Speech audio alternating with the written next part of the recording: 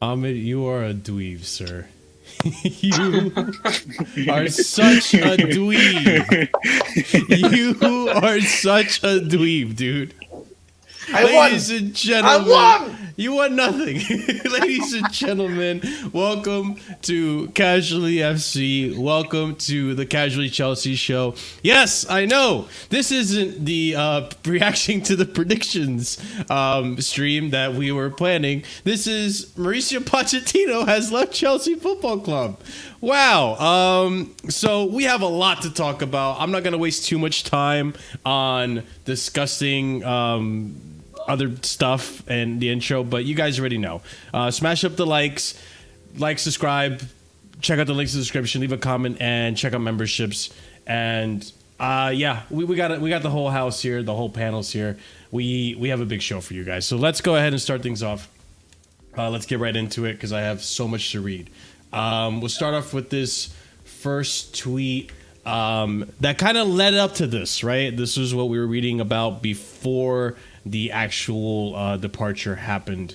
And big up everyone in the chat. Smash up the likes, like I said. Let's go over here. All right, so first thing that happened prior to all this was apparently Poch was wined and dined by Bowley ahead of the Bournemouth match, but time will tell if it was his last supper. Okay.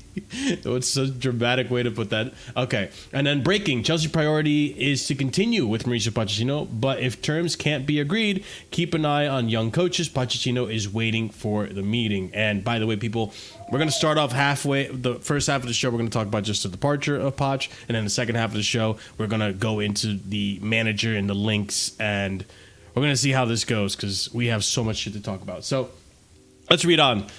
This is what Matt Law broke. He was the first to report it, and kudos to him because it was true. So Mauricio Pochettino has left Chelsea by mutual consent. He has agreed to his departure with Chelsea late on Tuesday morning following the club's end-of-season review that he started on Monday. Mauricio Pochettino's departure from Chelsea has been described as amicable. He leaves after 1 year and of a 2-year contract he signed last summer. It is in line to pocket a significant compensation fee.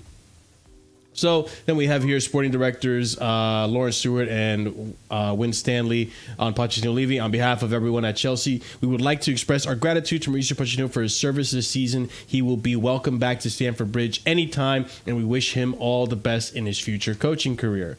Then Mauricio Pochettino's message: thank you to Chelsea ownership group and sporting directors for the opportunity to be part of the football club's history. The club is now in a well position to keep moving forward in the Premier League and Europe in years to come. Then Paul Stanley and Laura Stewart will lead the process to appoint Mauricio Pochettino's successor. Report back to co-controlling owners Begdad Bali, Todd Bowley, and Jose Feliciano. It is Stewart and Win Stanley who have implemented Chelsea's youth first policy. Then we have here, key amongst Mauricio Pochettino's demands during the meeting was for him to have a voice in transfers and a new contract that reflected long-term project. Mauricio Pochettino wanted experience signings last year and this summer. Continuing forward, Pochettino was dismissive of set-piece specialists, insists we are coaching staff in charge of everything, before later adding, football belongs to the players, not the specialists.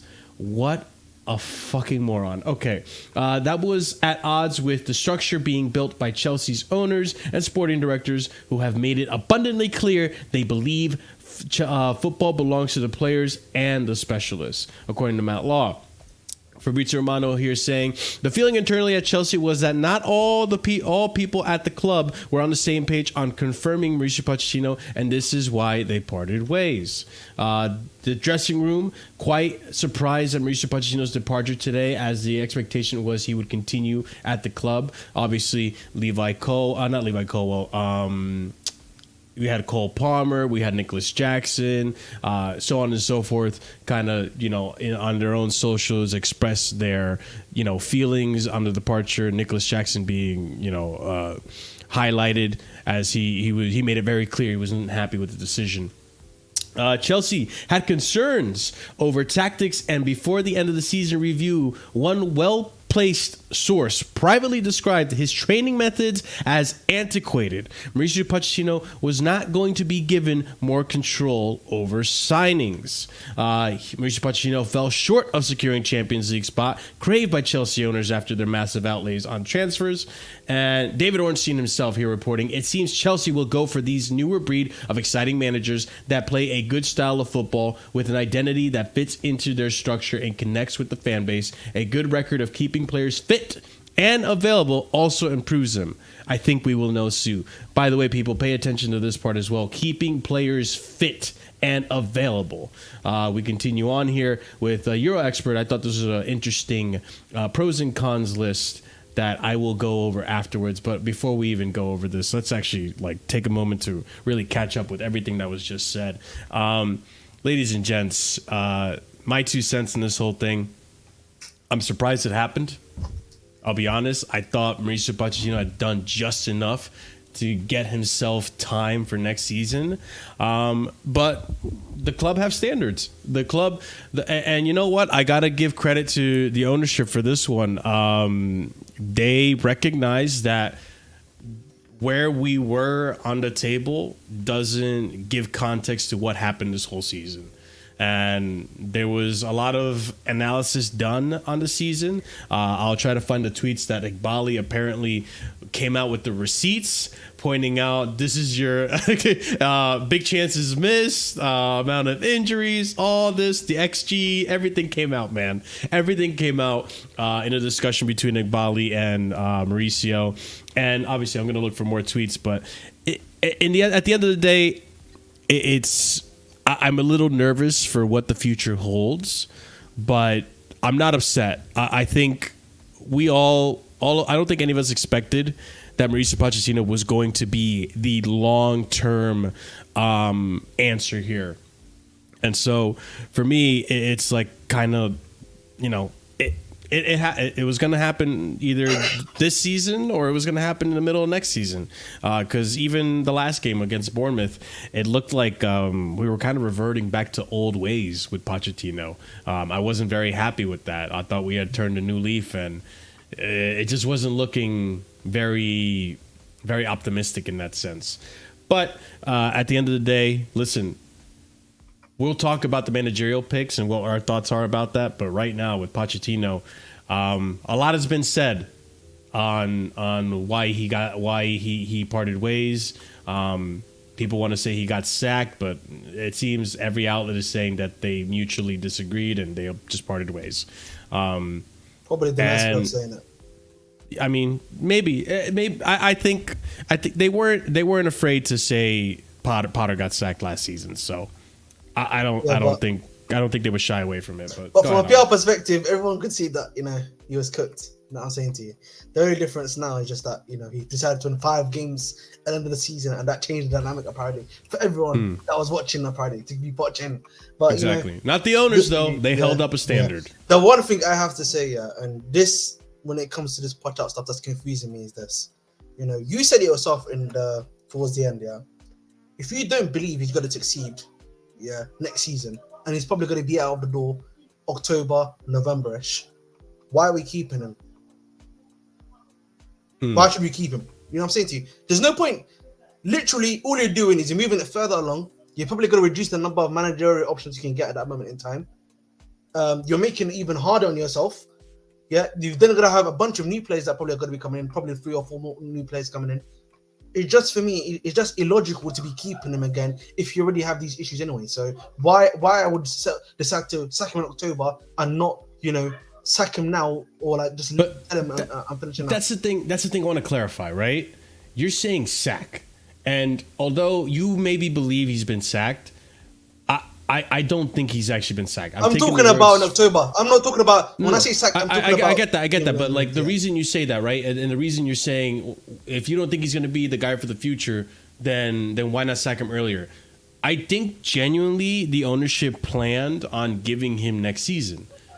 But they didn't expect him to actually go out and be like, listen, guys, based on everything you said to me, I don't think I'm the guy going forward. No. They knew he was going to say that before. Because look at the article. How did they know? Do you not read? Have you not read that? His conduct at press conferences. In the press it's kind of like the conference, press conferences. No, what he was saying in the press conferences, that the players that he was asking for that we rejected. So I don't know if you read in that. They said they reported they asked for 2 experienced players from his past to bring into the football club. By the way. Oh, I'll try to get the Athletic article in a minute. So sorry, I've this been is catching why, up with a lot of stuff. Yeah. So they clearly knew the stuff that he wanted way beforehand. Right, and there's even so for me, you know, I'm gonna be honest. A lot of this, by the way, is just on the sporting directors. Like, I don't. Some of the stuff that's come out from that article, even though it may be slightly PR-ish, take it obviously with a pinch of, you know, like a bit of salt, of course. But it's on them for bringing them in. Either he catfished them, or they're not smart enough to be sporting directors to begin with. But the point I'm trying to make, if you're gonna sack him in October, November, and you don't believe he's gonna succeed next season. Why are you deciding to keep him? Simple as that, really. I mean, what's the rest of the panel think about that? I mean, I What did he say? I said rip and bozo. Yeah, man, that's what it is, man. Let's be real, bro. You know, imagine, I'm just talking about those 2 players. Imagine if you decide to bring Danilo Pereira to the club. I can see that happening. You know, imagine if How that do you know was it's Danilo Pereira? Tall, can play the number 6 role. Can play centre back too. You never know, bro. That's in his past. So that's a fast But if player. you go and look at most of the play, like, I'll be real, there are so many players, and I told people this, by the way. I said when it comes to giving managers more control, they'll go and sign people they've worked with, and lo and behold, my man wanted players that he'd worked with. But yeah, like, we don't know who he's going to sign. Like, for all we know, those 2 experienced players could have been anyone from Neymar and Messi to friggin' Ben Davies and like Wanyama. Imagine if you went to Eric Dyer, guys. Oh my god. I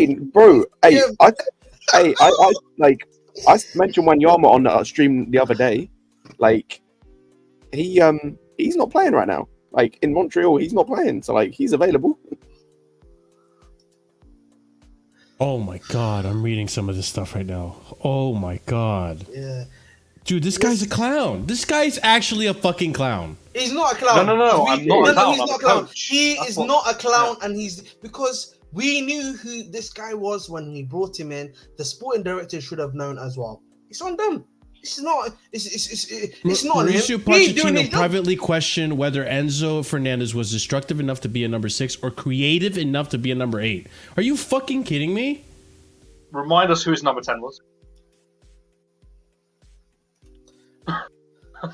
No, don't worry.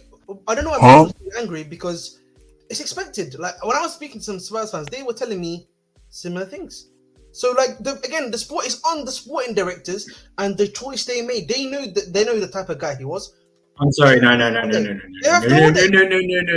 You are not absolving Poch. This sounds like you're absolving Poch. I'm not. I'm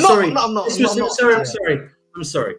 Most of this was not to be expected. Okay, I'm sorry. That's a bullshit answer. You're saying it's not to be expected. Okay, it's not to be expected at all. All right, coming to do a job. He knew what it was about. They thought he probably might have evolved and something like that, and he hadn't. Okay, Poch's reputation was built up at Spurs. You heard a few things here and there, but not to this extent whatsoever. All right. So to think that, it's to be expected, blah blah blah, that's rubbish. Absolute rubbish right there. All right. I agree, because I think what all of us expected from Pochettino was a semblance of what we saw towards the end, the final games, and to an extent, that's what we were told, or that's what we were displayed was going to happen. We all saw the preseason. We all saw the type of football that he was playing, and we were impressed for the most part. We looked like we were going to play more dynamic, more attacking football. Defensively, we didn't see the frailties yet, and we were sold a dream. And Pochettino, for whatever reason, which we'll get into because I'm seeing this Athletic articles right now, for whatever reason, Pochettino decided, hey, I'm going to try something else. So it wasn't what was expected. And also, sorry, to add on to this, there's certain narratives that follow him around, right? Like everyone's going to be like, oh, he managed PSG. PSG is a mess. Look at Tuchel. He left PSG and won it with us. And everyone with the narrative would be like, he was in Spurs. Look at it. He tried his best. And for 2 years, he wasn't back. That was the narrative in England, right? Because English media loves Poch. That's the thing too. So I can get why the sporting directors thought that way, because they're like, oh, this is the guy who's going to develop young players.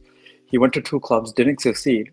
But, PSG is a mess, so who cares? Because, that. And then Spurs, he did his best and didn't get financial backing. But don't worry, in this club, you will get the financial backing you need in terms of quality of players and, getting them and so on and so forth. And you can develop them. I think that was the mandate. And that's the thing. Go ahead, server. The thing is this. It's everything is laid out there, right? Everything's laid out. True. You might think, like you say, can we really take from PSG? Because look, we got Tuchel from PSG and we won the Champions League. They could go back and go. It's not the same. Ancelotti was at PSG. Emery was at PSG. Stuff like that. So do we put an asterisk beside that because it's PSG, right? Most people will think that, right?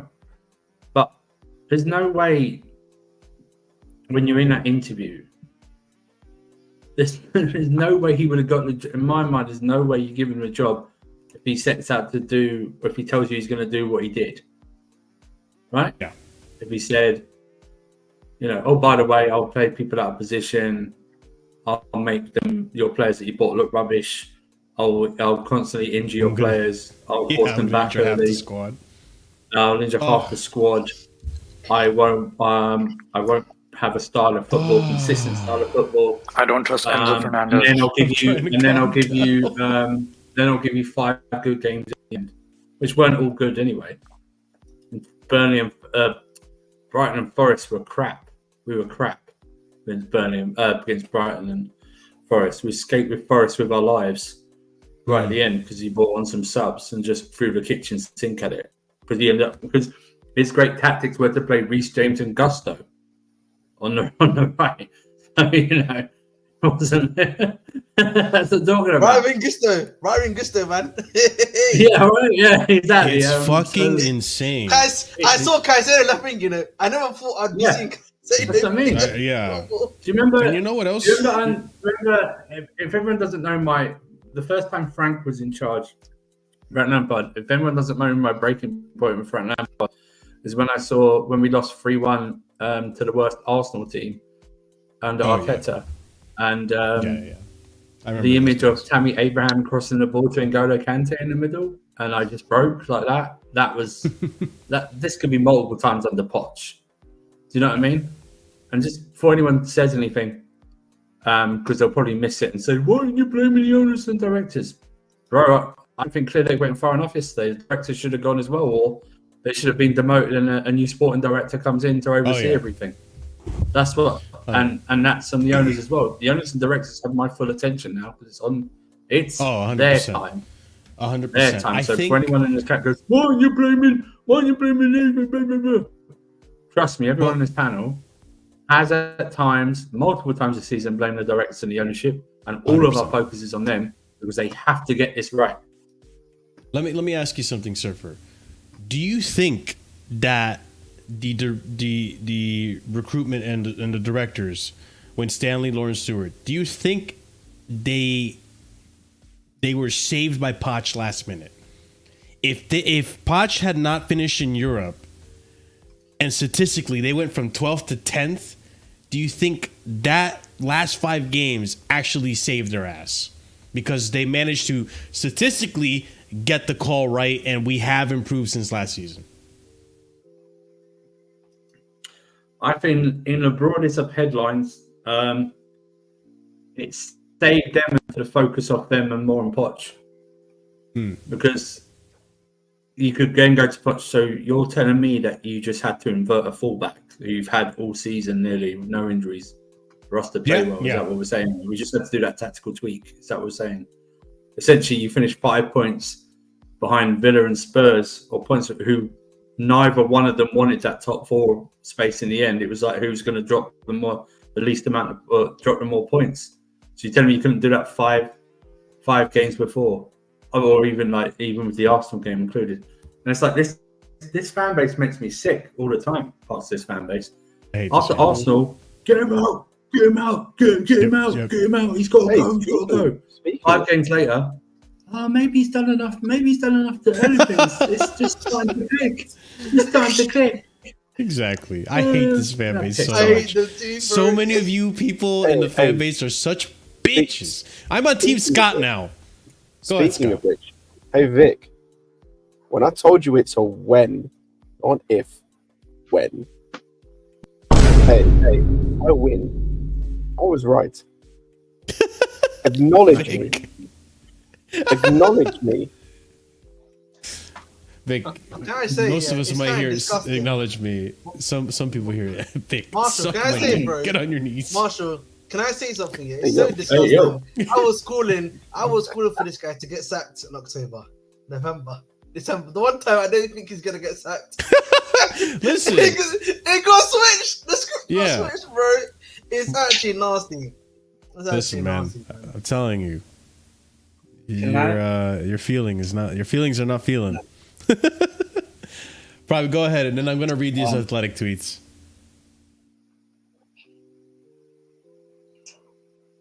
Ladies and gentlemen, Good Lord, how long is the delay? Jesus Christ. What's this, man? You got Yeah. 5 I minutes. didn't even delay. I took a breath. Relax, Andrew. Slow breathing for you. Jesus Christ. Do you know Andrew only speaks over the black people? Relax, Andrew.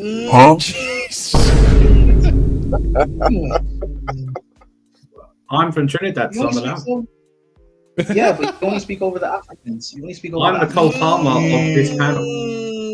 I'm He's Cole the Palmer Cole of this Palmer of this. panel. That's, Prime, I see you're the picture, Irish.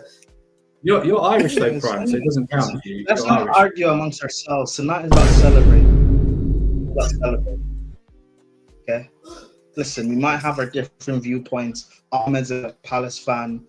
Marshall is seasonal. We all have our arguments, but ultimately, we won. This manager, I've not defended at all while he's been here. While people got fooled by the Fugazi preseason, I remember coming out and saying, I don't get why you guys are getting gas. It's just a bunch of NPCs running about. First game of the season, people try to gaslight me and tell me it's a back three. It's a back three. And I told people, Chilwell's playing left wing and Colwell's at left back. We saw Gallagher play DM while Enzo played as a 10. We saw Gallagher play as a 10 the majority of the season. I've seen Gallagher play left wing. I've seen the Sassy at right back. I've seen Gilchrist at right back when we have a right back in our academy. I've seen Gusto play left back. I've seen Kukurea play right back. I've seen Maatson play right wing. But you guys will still defend this manager because of a little 5-game purple patch. It's honestly embarrassing. Chelsea fans love to talk about standards as a club. Where are your standards? You guys have no right. You guys have no right to ever defend Pochettino. If there's one time to ever do agendas, it should be now. Mauricio Pochettino. My gal, okay, whatever. Fat. I'll read the super chat. Thank you, Fats, for the £4.99 super chat. Prime got his Italian gal watching him. He's nervous. And I could speak on Fator, but tonight is not about exposing Fator and his German woman. Tonight is about celebrating the terrorists being dead. So I'll continue. Anyway, Jesus Christ. He's not dead. Did you say dead? He's not dead. Dang. Marshall. In my mind, he is. Anyways, the tactical incompetency I've seen all season.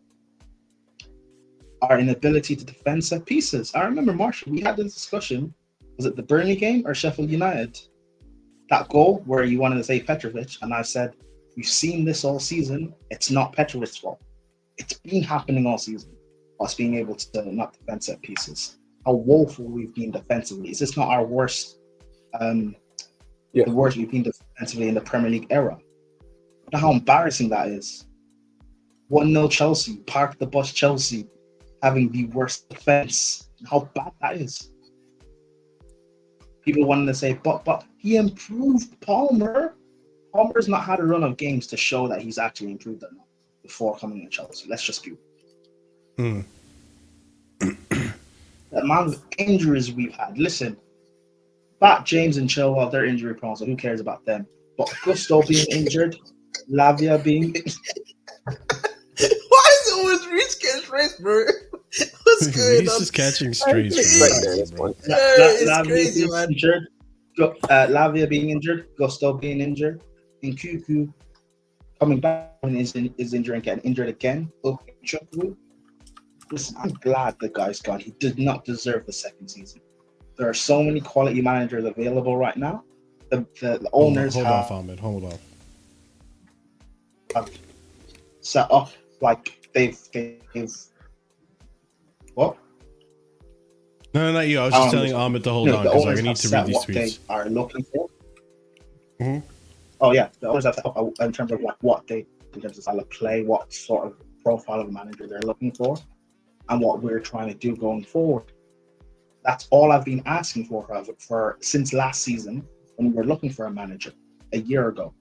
What do you guys want as a profile, or in terms of our style of play? They've figured that out. It's now easier to find a manager and go moving forward. Chelsea fans, don't get dragged into the fear-mongering media is trying to do. They're going to link us to everyone under the sun. They don't know what's going on. They didn't even know Poch was getting sacked, really. So they don't know what's going on. Yeah. Wait, there is a lot to take with a pinch of salt. Yeah. Exactly. So until the new manager gets announced, whether it's McKenna or Amorim or Deserbi or whoever, until the new manager gets announced, let's just enjoy this time and be happy. Sure. If I may, Marshall, just before we go, please. I'm going to answer this one. They actually going to talk about it now anyway, so I was actually going to answer this one. So, Gabriel, quickly, just to your point, yeah. You know, the end of the players were crying when Mourinho left the football club, right? They were literally in tears. At the end of the day, they are contracted to Chelsea Football Club. You know what I mean? Not to Mauricio. Not to Mauricio Pochettino. At the end of the day, it's also just down to once the new manager comes in, it's down to him to be able to create those relationships again and have good management skills. That's all it is. So for me, my simple response to the players: stop being bitches. Do better. And then you keep them. I mean, yeah. How about as much as I blame Poch for a load of stuff, but he's not 100% thing. I never blame Poch for players missing chances. Never Jackson, a few more goals. Yeah. Even Palmer. Conversations. Even Palmer. Chill out, man. You know what I mean? All of them. So you know what? If you're taking more of your chances, he might have stayed. You know. I want to also point out quickly, yeah. Go ahead. Ugo Chukwu. Can I say to you? Remember, Marshall, me and you, we were having a fierce debate on this guy on the Wolves game when I was saying, why is he bringing him on? You know what I mean, and everything like that. And he got injured on the same game day that he just came back from injury. Do you not think now of this stuff that's been written? Now it's a trend. Now there's a trend there. Now I can see it. But let's get into the tweets because they do go over some of that. Ladies and gentlemen, there's over 100 of you on YouTube, and I only see 34 likes. So unless you're happy unless you're upset that Mauricio Pochettino has left, then what the fuck, man? Smash up the likes. Listen, we're going into a new era of Chelsea, for better or for worse. We will discuss that, by the way. Second half of the show, we'll be dedicated to the managerial links. But, hey, just like what we told the players, finish your chances. If you wanted Poch to stay, finish your chances. Well, if you want good content on this channel, smash that like button. Because we're going to be really discussing the this. like button to viewership is like Chelsea's big chance conversion rate at this moment in time. Yeah. Right? It's just don't make me pull out Begdad Bali and pull out the conversion rate. Don't make me pull out the receipts. If you're not going to smash the button, then we're just going to have to let Ahmed go. I am leaving in 15 minutes actually. So. Right, and it won't be by mutual consent. We don't exactly. You'll get sacked, Ahmed. You'll get sacked, Ahmed. What's the like? The like target? Yeah. 80. Oh, let's get to 80. Let's get to 80 likes. 80. Okay. All Hey, right. if we don't get to 80 likes, there'll be more reshame shows. That's all I'm saying. Oh my Once god. we get to 80. Obese. Let's get into the tweets. Let's get into the tweets. Let's settle. So let's get into the tweets. So first tweet I have here is Chelsea argued that Pochettino needed too long for his drills to bear fruit. He clearly felt the opposite. Coupled that with opposing visions of footballing leadership structure and transfer plans, and Pochettino's exit was sealed. Then we have here from The Athletic, and this is the big stuff, ladies and gents, so buckle up. The Athletic Inside Piece. Despite praising him publicly, Pochettino privately questioned whether Enzo was destructive enough to be a number 6 or creative enough to be a number 8. You fucking bozo. But let's continue before I lose my head on that one. Inside details. Pochettino proposed that the club sign 2 experienced players he had worked with before to add some knowledge that request was denied.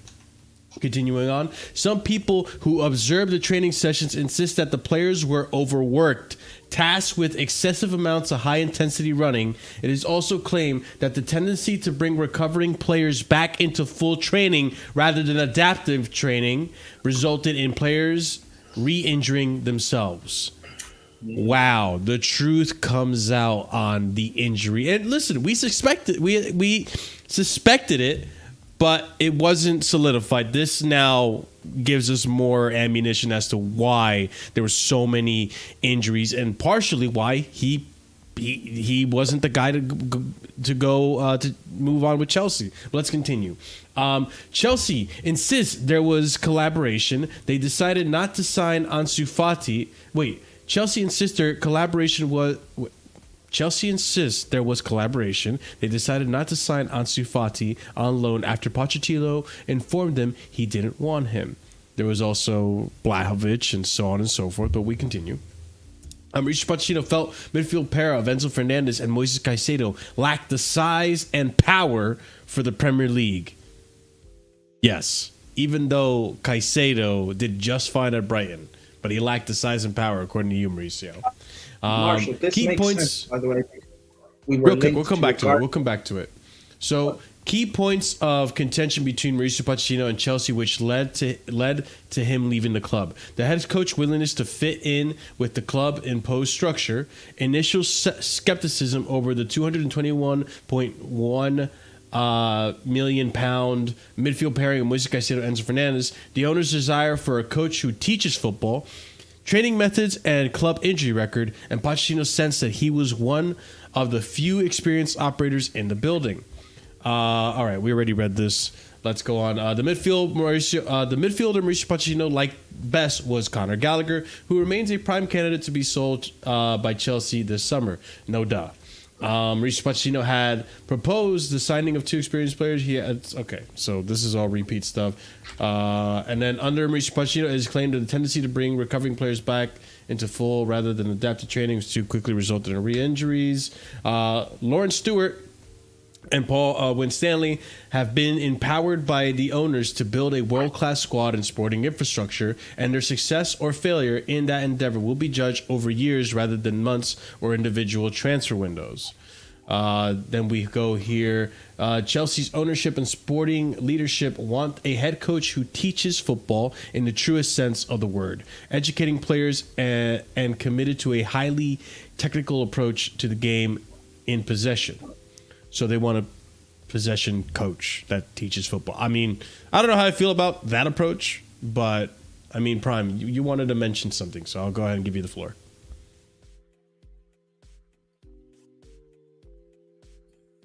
Prime? The delay is crazy. He's breathing. Remember last I was honestly wasn't paying attention. I was doing something else. What did you say? This guy. What did you want to say before? The floor is yours. Just finish saying what I was saying. Sorry. You were talking about you mentioned Ugarte. One of the tweets, yeah, about Ugarte. Yes, the Enzo Caicedo picture. Yeah, go for it. About Mauricio felt the midfield of Enzo and Caicedo lacked size and power for the Prem. which makes sense because in the summer, people remember, our first choice we're looking at was Ugarte, not Caicedo. So again, Poch wanted control. We followed who he wanted, but we just weren't willing to give in to the crazy wage demands. Ugarte went to PSG. We then went for Caicedo. So he says he wants control. We followed what he wanted, but we weren't willing to pay the crazy wage demands. I think what absolutely rattles me is the fact that this manager actually thought that Enzo Fernandez was not creative enough to be the number 8. Yet this player that he says is not creative enough led the league in key passes. Are you fucking kidding me? What, this season or last season? This season. Oh, wow. Did he? I'm pretty I sure. didn't know that's a league. I know that's for Chelsea, and Maybe it was. I could be wrong then. Maybe it was for Chelsea, but I could have sworn it was a league. We've seen so many times, even last season, by the way. Enzo creates a amount of good chances in that like box, that dangerous area, or to the wide areas where they potentially could cross it. But like he does it pretty well, and I can understand that one. I don't know who he'd want. Gallagher doesn't do better than Enzo, by the way, and he likes Gallagher. I understand why he likes Gallagher, but he's not better creating Gallagher, so that doesn't make any sense with what Pochettino says there. But a lot of stuff what Pochettino says this season doesn't make a lot of sense for me. So, but somehow, according to this clown, Gallagher's is creative enough to be on number 10. Like, explain that one to me. Oh my god, you fucking moron! Not you, Oliver. Fucking Poch, man. It just it frustrates me so much, and people were really trying to gaslight me into keeping this manager. Anyway, I'm not an alcoholic like you, Gabriel. 2, yes, I am optimistic we will fire the right manager. I've listed out my reasons why on Lewis's channel. We'll get into the managerial appointments and all that as well, by the way, ladies and gents. Yeah. Just stay tuned and keep smashing those likes. I'll explain later on when we get onto that. And 3, bring up the comment again, Marshall. What Gabriel said. Oh my god, I gotta go all the way back. Hang on a second. This guy. What did Gabriel say? It's weird that Chelsea, like I've seen it on Lewis's chat as well. People are coming at me for being positive. I'm usually the pessimistic one. So the fact of I'm thinking positively about this, maybe just listen, because I was right about Poch and people wanting to gaslight me. Maybe just listen. Maybe. Or whatever. We'll see. Let's try to focus on the topic at hand. What were you going to say, Andrew? You had something you wanted to say. No, it's just comments in the chat about one guy said we had injuries before, and it was like we had injuries that happened on the pitch, and they were to injury hit players anyway. Bro, like a Kante, like a Loftus-Cheek, like a Pulisic, like a James, like a Chilwell, etc. Most of the injuries under this guy happened off the pitch in common. And then we found out he brought them back too early and re-injured them again. Okay, there's a tweet out today that one of the reasons that it shouldn't be held against him is that he didn't have enough time didn't have any time to train with Lavia. Then why put him on for 30 minutes in Palace if you didn't have enough time to train him? Then he gets injured and then he's out for the season. All right, it's a. People. And then he goes about this Enzo thing. Oh, I didn't know if he was a 6 or an 8. So why do you play him at a 10 or nearly left wing in some games? Why'd you do that? Do you know what I mean? But going back, go ahead. Right, it's just, and this is where we will go back to the directors and go, and even some of ourselves. Even if you did call him out early, no one was really questioning Poch when we really hired him. Do you know what I mean?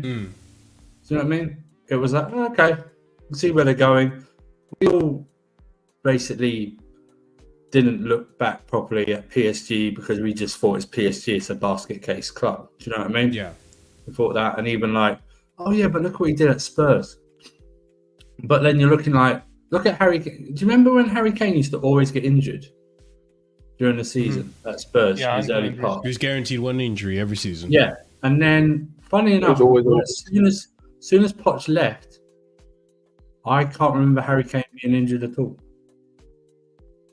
Yeah, Dele Alli, that interview where he said a lot of things and brave what he said, but even during that time, when they asked him about Poch, he was like, at the end, it just wasn't, it just wasn't working. It was, it wasn't going in. And there's audio from Ricky Lambert, his former Southampton player, Oh, that's paraphrasing, abbreviate that. It's like, I went in to ask him, we just did a 90 minutes match. We're here doing all sort of drills and stuff like that. Mm-hmm. And he said, yeah, we won't do that. And then the next day or two, he gives him full drills again. And he said he tried to break me, and he did break me. And that was a problem.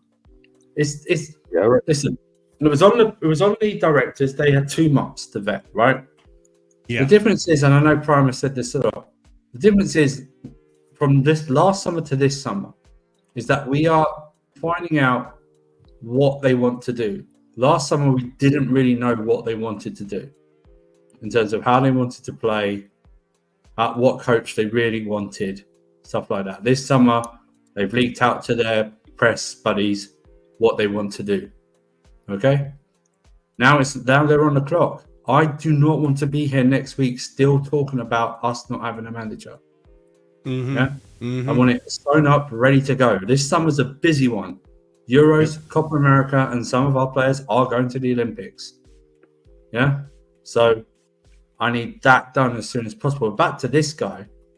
This guy I think he has, and I'm not joking when I say this, I think he set a lot of our players back at least a year in their career. Oh, 100%. With all the injuries, 100%. With the injuries, just the confusion about what to do, how to play. I don't know how good these players... When we kept saying, I don't know how good these players are because I don't think they're being coached... I said I don't think they're being coached well. Well, it looks like they weren't being coached well. So we're just fortunate. His methods didn't bite Palmer, Caicedo, Jackson, and a couple of others. Because we ain't finishing 6th without them. You know what I mean? So, Scott, you wanted to add something? Oh, just on the Ricky Lambert thing, I recommend it, people go and listen to that. Andrew didn't even really do it justice. So to give the longer version, so this was after they played a game, they played 90 minutes.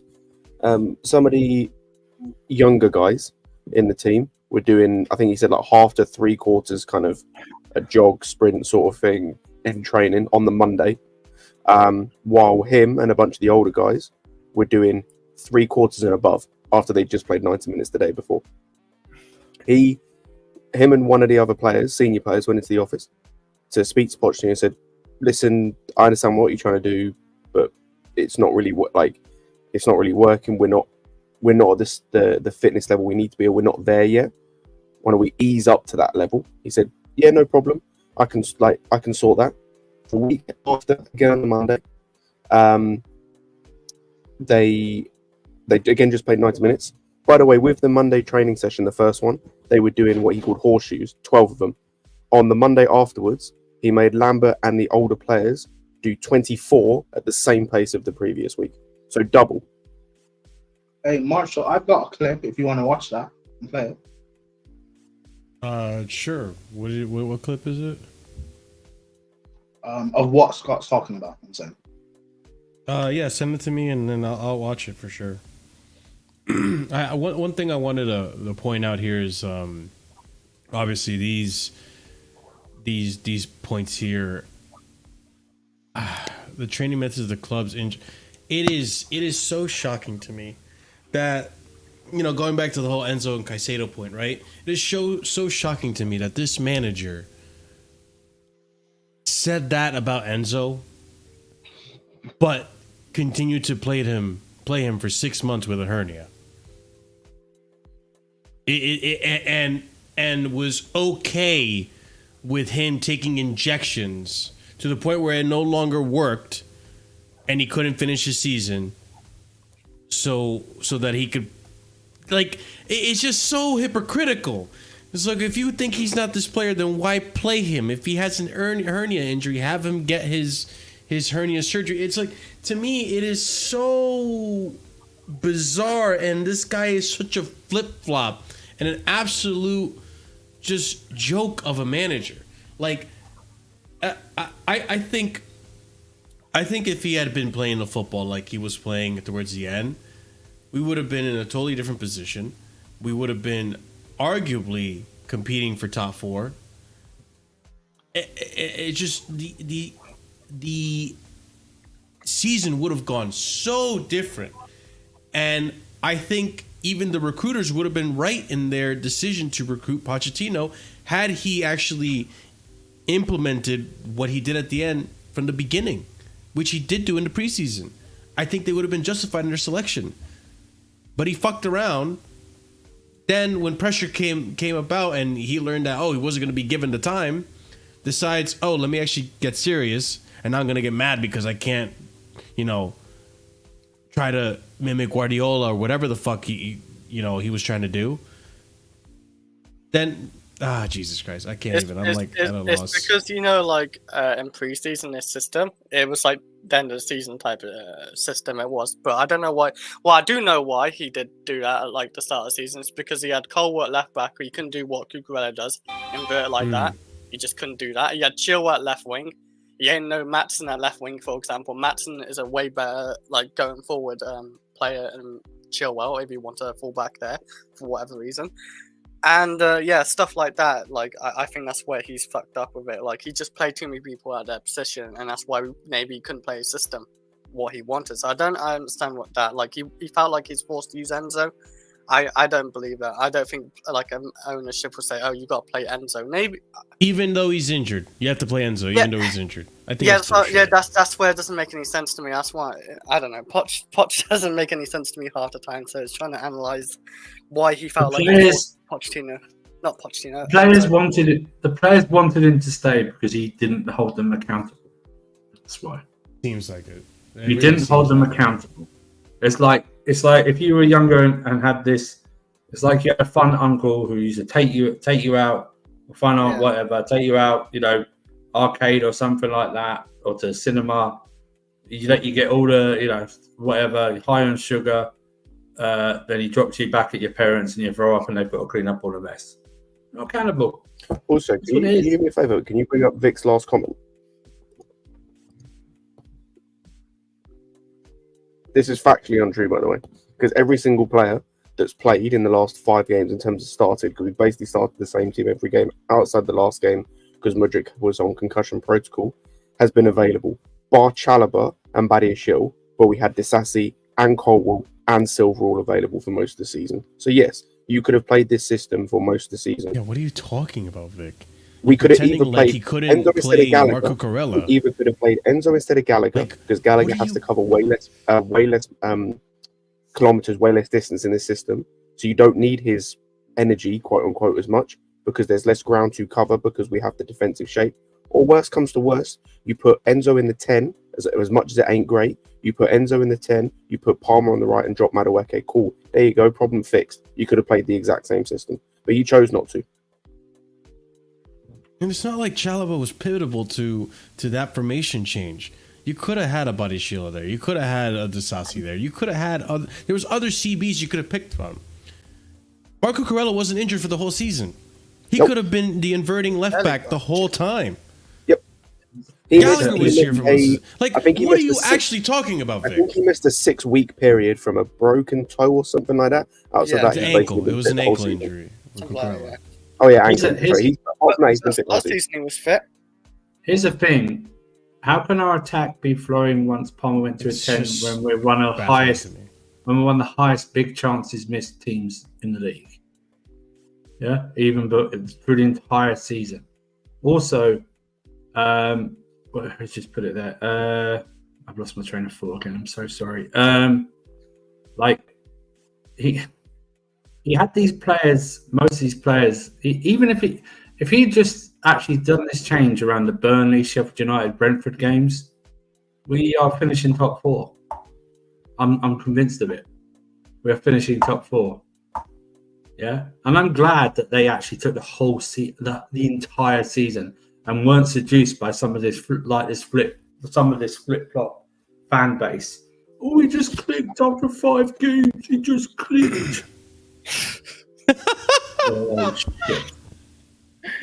Listen, we have some audio here. The audio you guys are actually speaking on. So let me actually put this on screen. Let me hear what is being said. Let's hear what's being said here. Boom. Oh, what was I going to say? Go ahead. No, carry on. It'll come to me.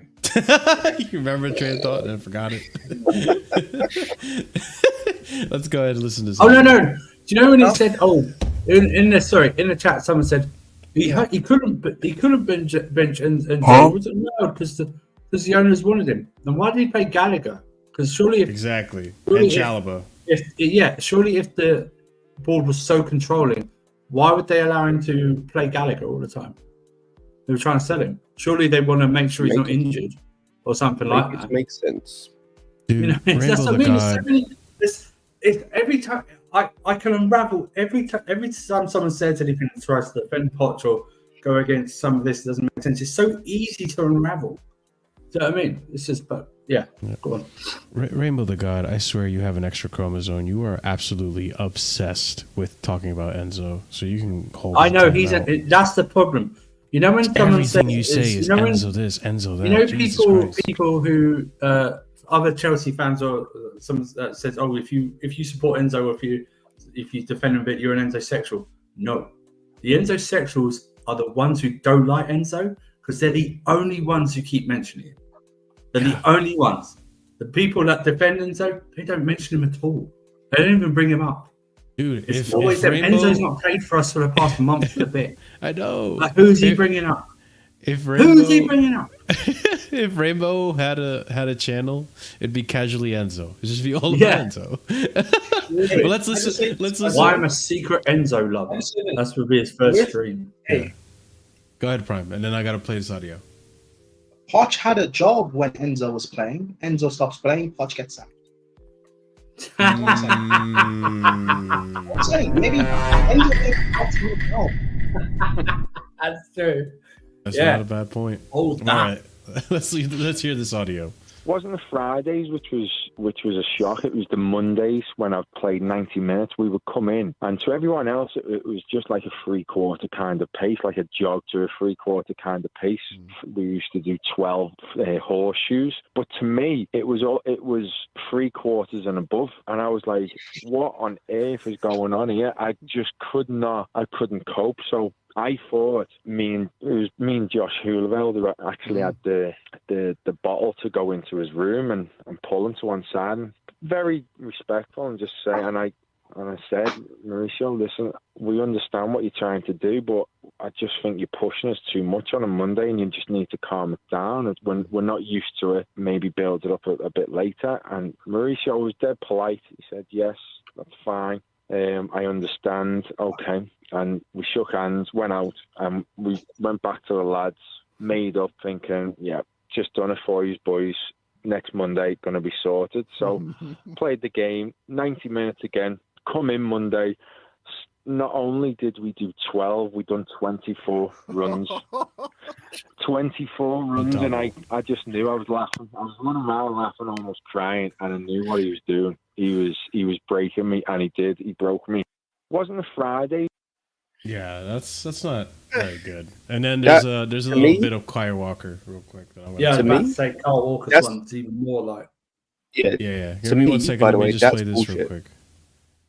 Yeah, 1 second. Let me just do this one, the Kyle Walker one. From going from the intensity that I went at Tottenham to Man City, even now, it's completely different. Training's definitely not as hard as what it was at Tottenham. It's more mentally, of where he wants you to be in certain places and how you're meant to read the game. From going from the intensity that. Wait, fair enough. What were you going to say, Scott? Can you? I was just going to say. Just bring Gabriel's last comment, and Scott, you go ahead. I just want to address it afterwards. Yeah, to me, the thing with Ricky Lambert's bullshit, personally. Like, I said this on Lewis's channel as well. like I would prefer, if I'm in Ricky Lambert's position or one of the other players' position, I'd prefer him to just say no, I'm not changing things, because then I know where I stand. But for this guy to say, yeah, no worries, like for him to smile and go, like, yeah, no worries, I'll change it, and then go double. No, if I'm a player like in that position, I'm looking at him funny. Like I'm looking at him funny, going like, is this the type of thing you're doing? Is this the type of thing you're on? Like, I honestly, and maybe this comes down to the type of guy I am. You'd have to convince me not to hand in a transfer request and tell this guy to go fuck himself.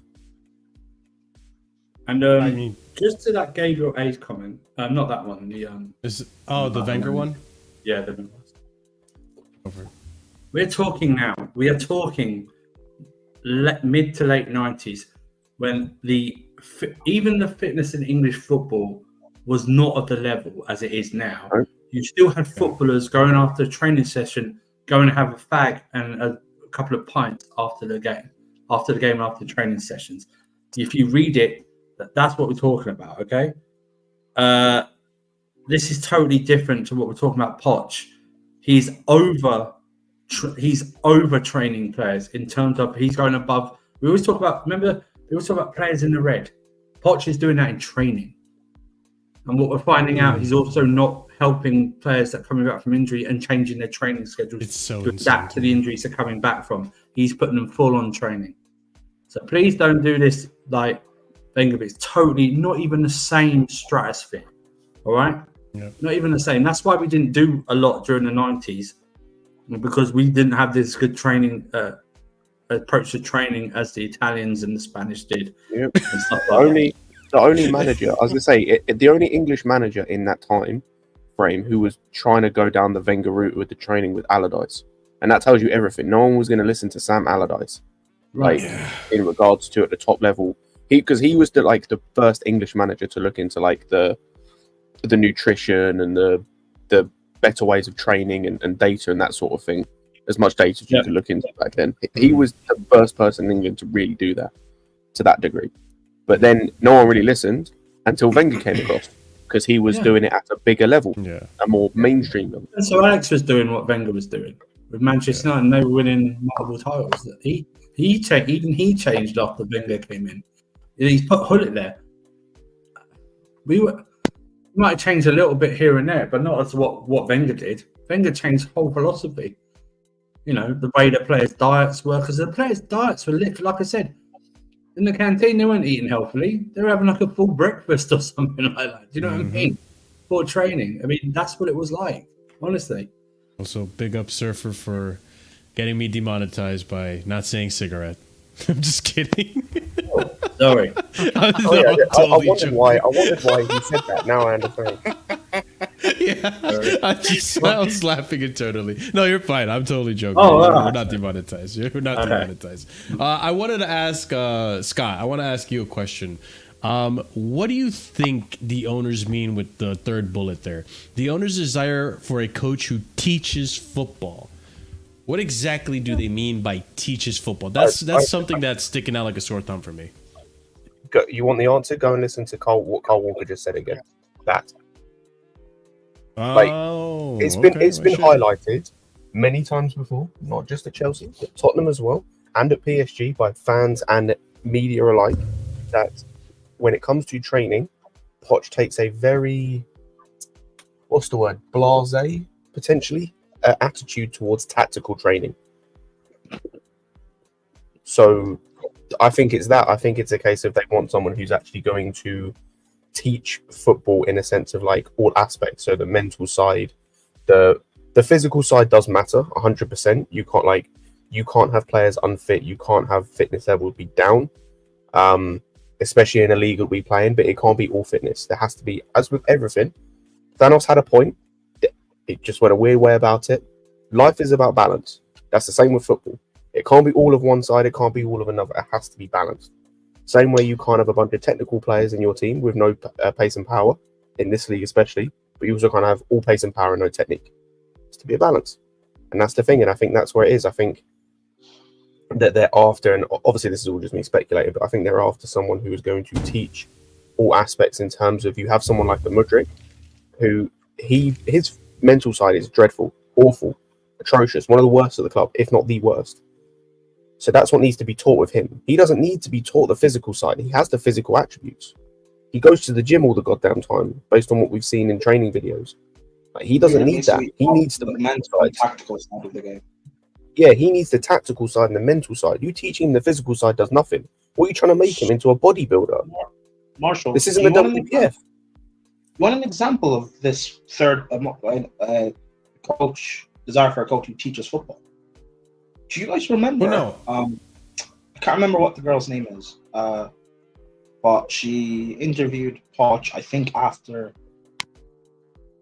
might have been after the Villa game, or maybe it was the game after. But she interviewed Poch about Correa inverting into midfield, this tactical he's made, it's working or whatever.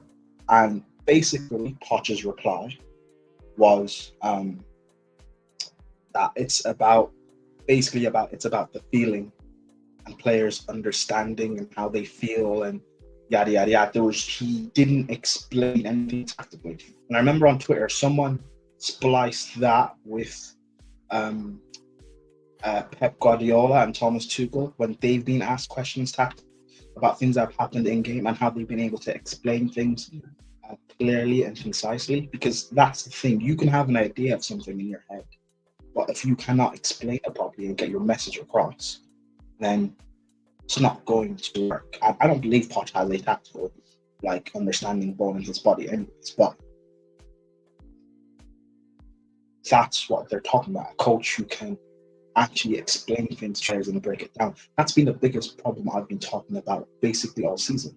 Like, Poch has been complaining about transfers and how they're saying players and yada yada yada. Just coach the players you have. Our squad has been good enough to get up for. The fact that we've been so poor basically all season and we still managed to finish fifth, a few points off fourth, shows one, how good our squad is, and two, how bad this league is. If we sacked Poch when Palace appointed Glasner and we brought Glasner in, we would comfortably have finished fourth, for example. Just on a side note, go for it. Just on a side note, you might see online stuff about McKenna. That's all. Yeah, I'm trying to build up that portion of the show next. Sorry. I should have put it in the private. You're fine. I'm working on it right now. Thank you. People and that's why I've been complaining about him all season. That's why in certain games where things look like they work, I remember Andrew and we had this discussion after the Middlesbrough game, second leg, and I was like, I'm not going to really give him much credit for this game, because anytime something has worked this season, it seems like a fluke, because he's never really carried it on. The only time he's carried it forward was post the Aston Villa game, and even then, against Nottingham Forest, he dumped it out the window at halftime. He dumped out this Gray being inverted at half in the second half. So Poch had. He did it. He did that. Prime did the same at Brighton as well. He did it half and half, even during the halves. He was left back. He was in the middle, back again, back again. Couldn't make up his mind. There's no one can. There's nothing to explain and defend him. And you know what actually might have even helped in being able to sack him? Because all season, Poch has been complaining about the squads, or not all seasons, but since maybe November. Is he buffering for you? Is it just not good enough? He's been stuck in the position. I think you need to. I'm not moving. Refresh your camera. Yeah, I think it's the camera or something. It's making it. Yeah. Just finish. You're in and out. You're in and out. Yeah. Okay. Is my camera off now? Cool. Yeah, camera's off now. Yeah. Anyways, since November, Poch has been complaining about lack of experience in the squad and he needs certain signings, etc. I think what really played a part in sacking him was the fact of we finished fifth, a few points away from fourth. If we finished 8th this season, or we finished 10th, I think Poch would still be in a job, because that would have proved his point all along of the squad's just not good enough. Players aren't enough, more experienced. fact we finished so close to top 4 probably helped in the owners or Egg saying that you're just not good enough because this squad's been good enough all along. You're the problem. So this flag game purple patch, people want to praise Poch for. That's what in my opinion, I think that played a part in sacking him. Which is what. Well, that's the thing. Again, like I think people need to realize too, like the wording that's coming out right now and the way you're framing it is that we sacked him.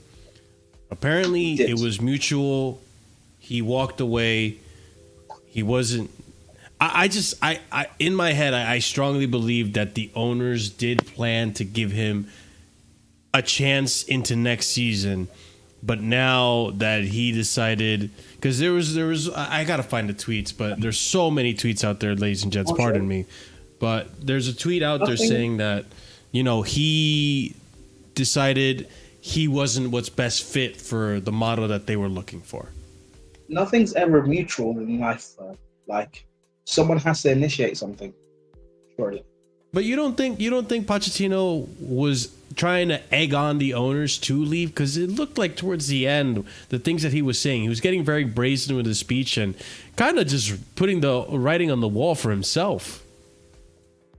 It's almost like he wanted to get sacked, to be honest. I do actually agree with you on that, because what Poch was saying was quite mad for the last... Before his good streak of 5 wins in a row, whatever, he was saying some mad shit.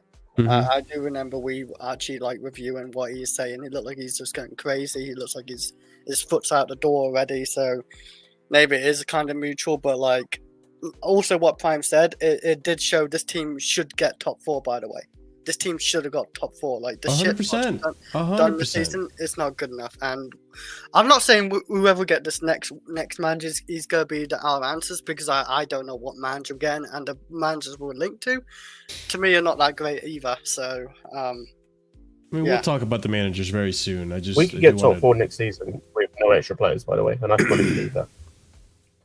Yeah, it's depending on how other teams work in transfers like Liverpool and Man United. I'm still wondering about, but right now, is everybody's team say the same? Yes, I fully agree.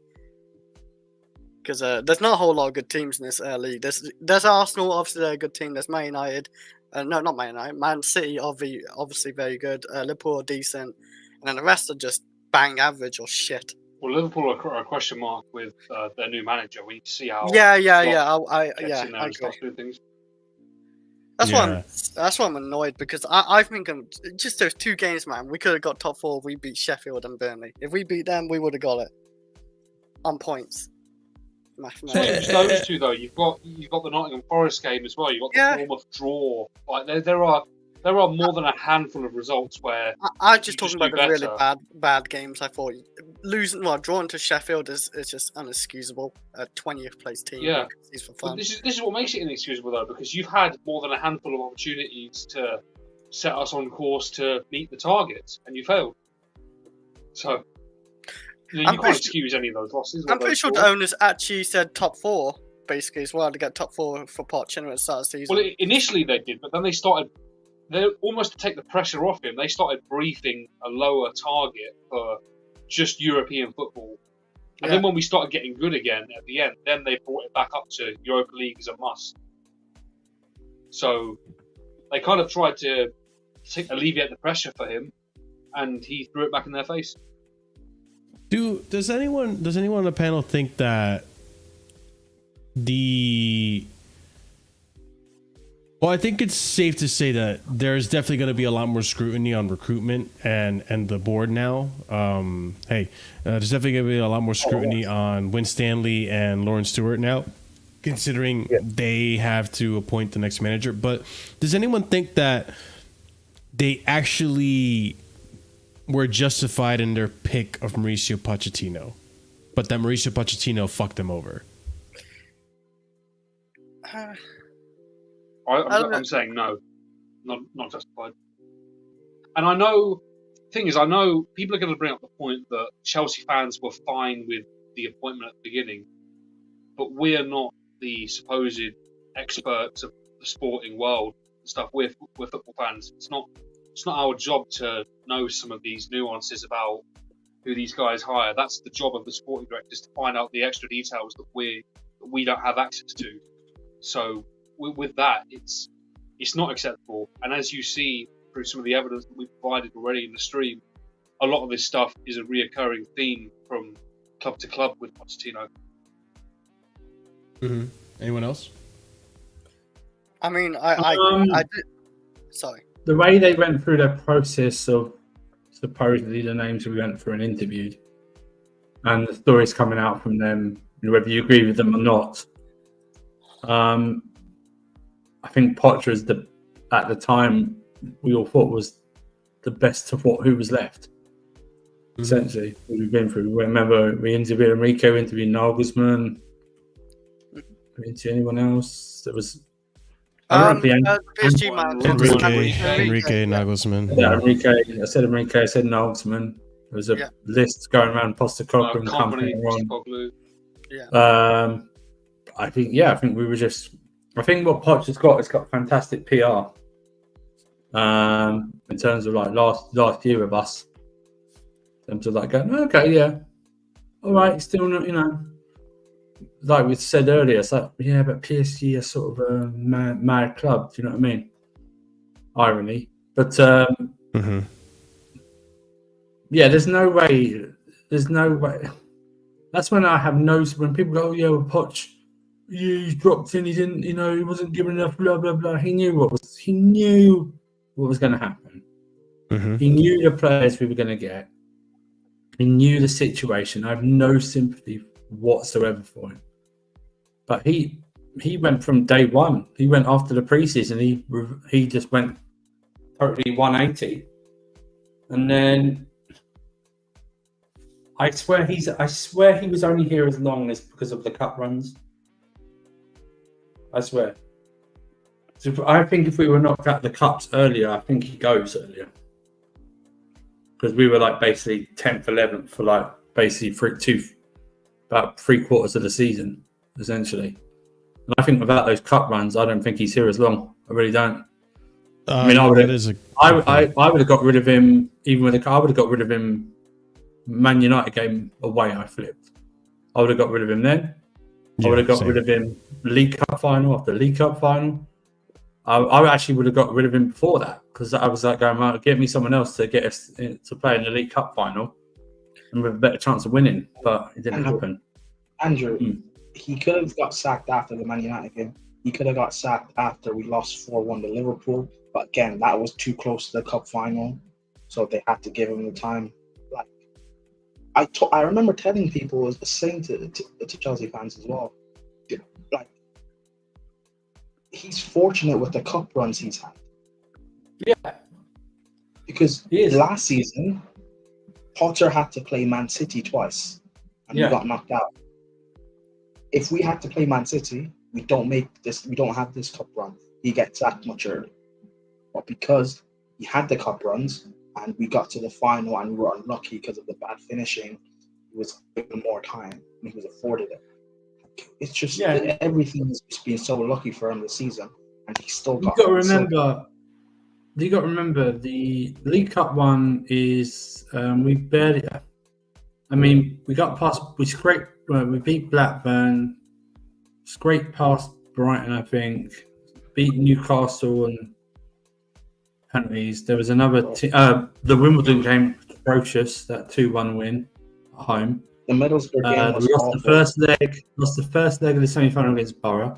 Then you look at the FA Cup games. I mean, we barely scraped past Leeds.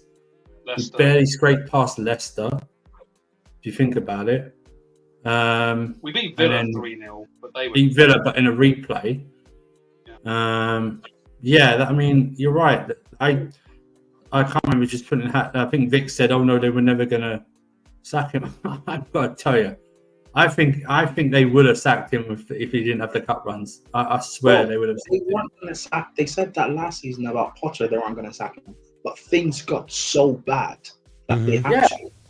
We were in the middle of a Champions League run. He got past Dortmund and they sacked him. Things were so bad this season, but because we had the 2 cup runs, things look different. Take out the 2 cup runs, for example. There are so many moments in the season where he should have gone. And I keep telling people he's fortunate with the squad he's had. If he had last season's squad, look how bad we would have been. Like, it would have been a relegation battle. That's genuinely true. Yes. But people keep telling me, oh, Potter's worse than Potter. As bad as I don't rate Potter, but he is much better than Potter. Potter is so bad. People truly don't understand. But that's again, that's the other thing too, and it goes back to that original point that we discussed, which is what do they mean by a manager that teaches football? Now it makes so much more sense. It's translation, a manager that can instill a system.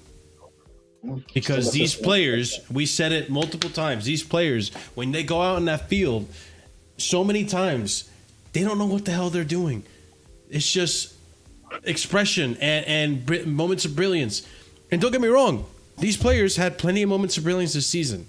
That's why our goal tally is so high. These players have had great moments.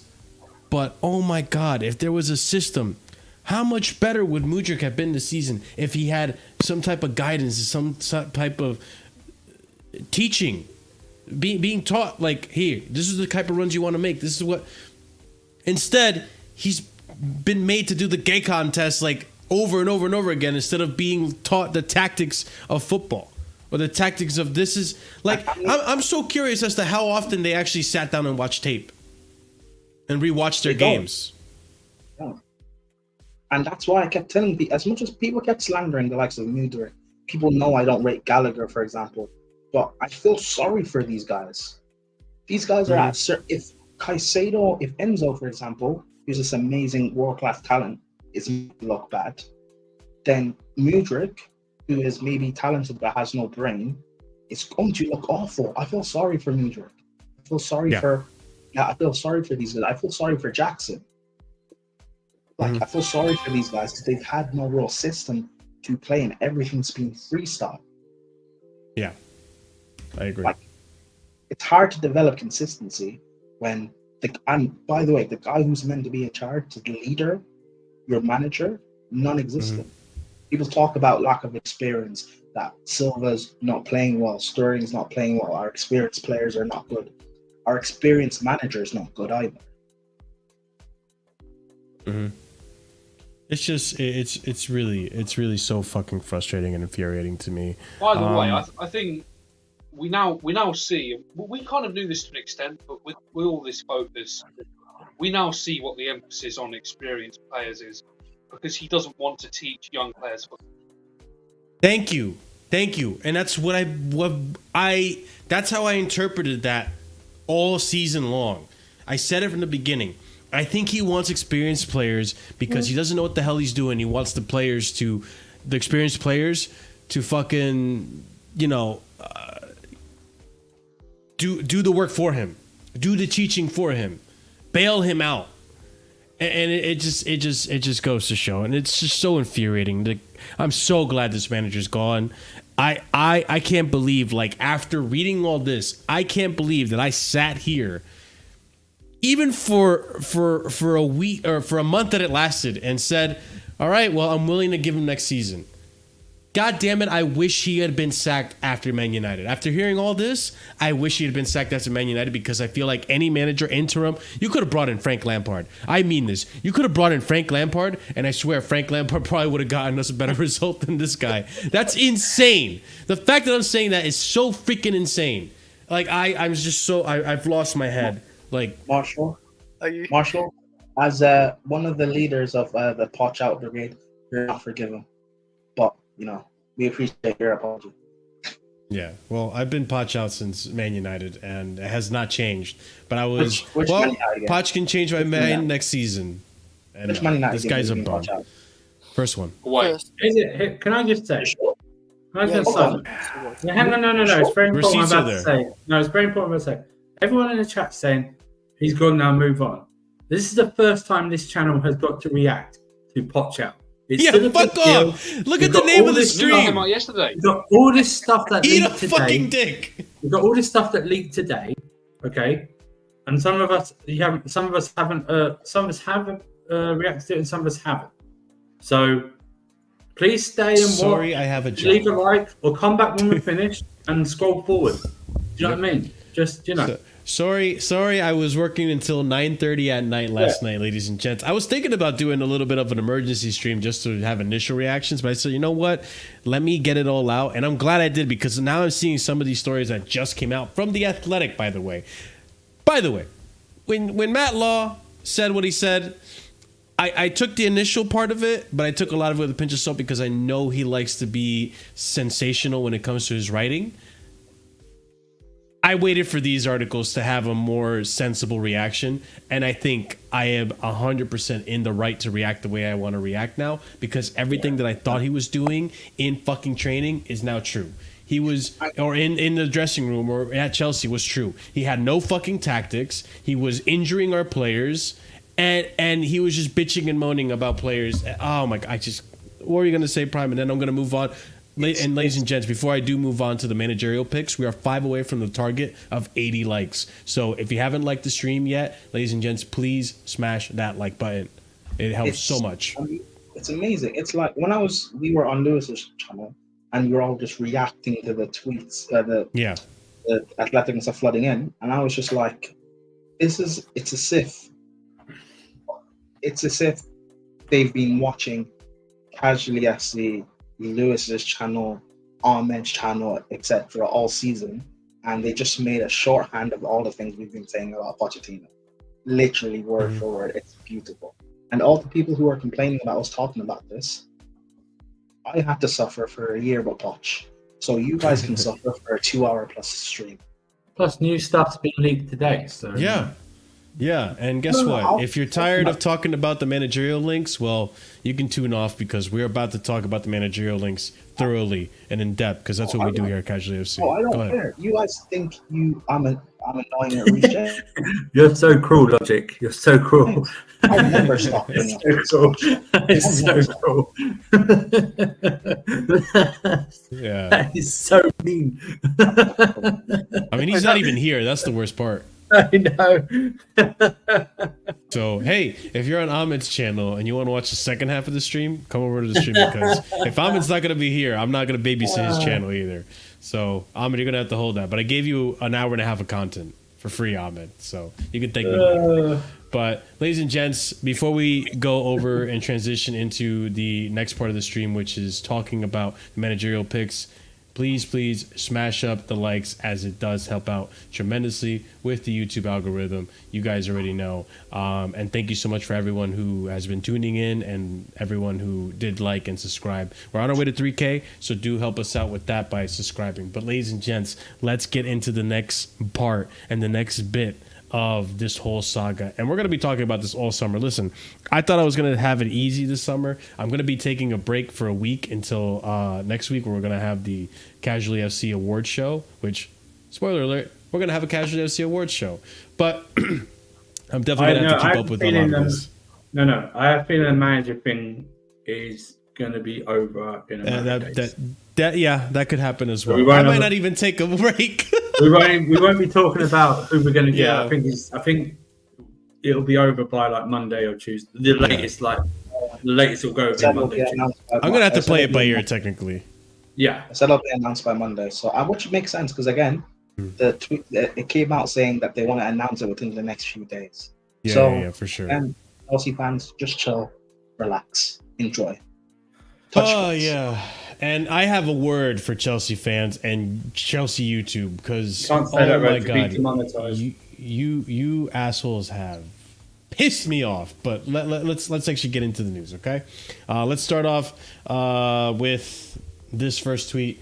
Oh wait, sorry, wrong screen we're sharing. Let's share the right one. No, it's nothing bad. It's just the other tweets. Okay, let's calm down. Baghdad and Bali is in London. Hang on. Tyre, do you think we have that kind of power or something? Do you really think we have that kind of power? Us 5 here have this kind of power. Yeah, we got a sect. Yeah. If I had that type of influence, Tyre, no offense to the guys here, I'd be aiming to earn a lot more cash than I am right now, okay, and have my mortgage paid off. All right, do you know what I mean? If I had that kind of influence on people, You know, Well, hang on a minute. If we got if I had the power to sack, if I had if the we power got the to previous sack, gaffer sacked, then why did we wait until the end of the season? yeah. no, not even that. No, not We even wanted that. to suffer. I had the power to sack. We're not real Chelsea fans, that's why. Yeah. Why would I have hired him I'm in the going to first shoot off place? this. I will speak to you At 72 some times. The guy who made I don't know. Lionel Messi, Yeah. the Go guy ahead, who made Prime. Messi, who is arguably the greatest player of all time, look like a scrub. Why would I have hired him? Why have the power to fire him? All right, let's actually focus up. Screw you, Tayu, but welcome to the chat. Okay, so Sky here reporting. Baghdad Bali is in London overseeing Chelsea's search for a new manager. We have Paul Winstanley, Lawrence Stewart will lead the process to appoint Mauricio Pochettino's successor and report back to co-controlling owners Baghdad Bali, Todd Bowley, and Jose Feliciano.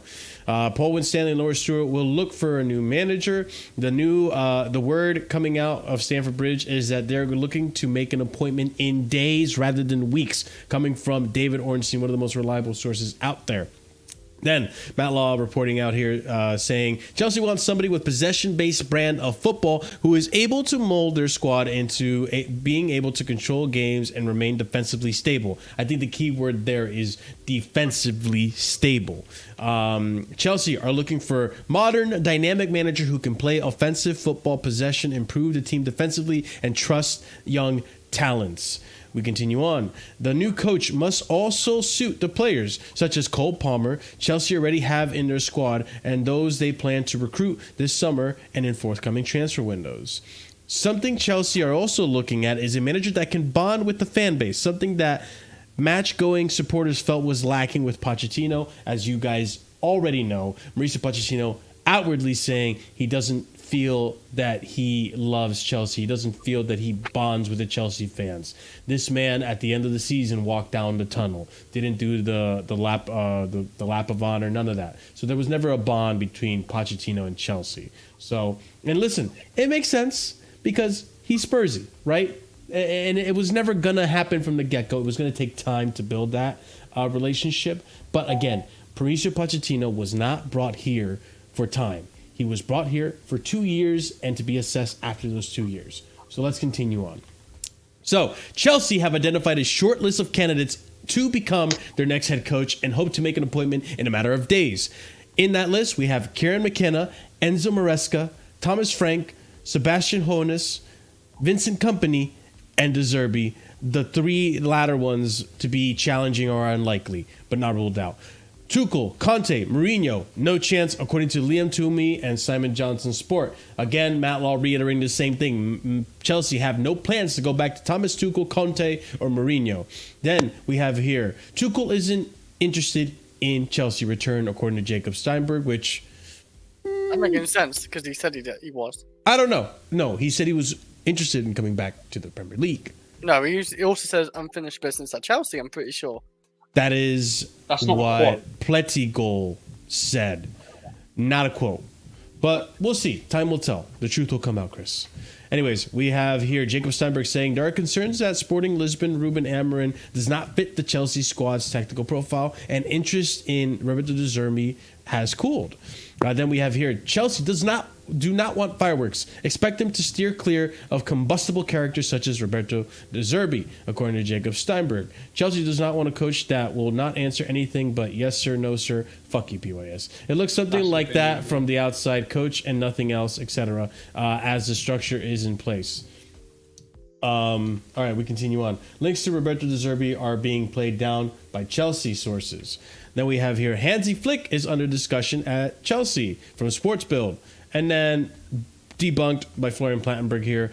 Been told that Chelsea circled that Hansi Flick will not become new coach of Chelsea. The 59-year-old is focused on other projects. Then Vincent Kompany has still not received any call from Chelsea despite links to the job.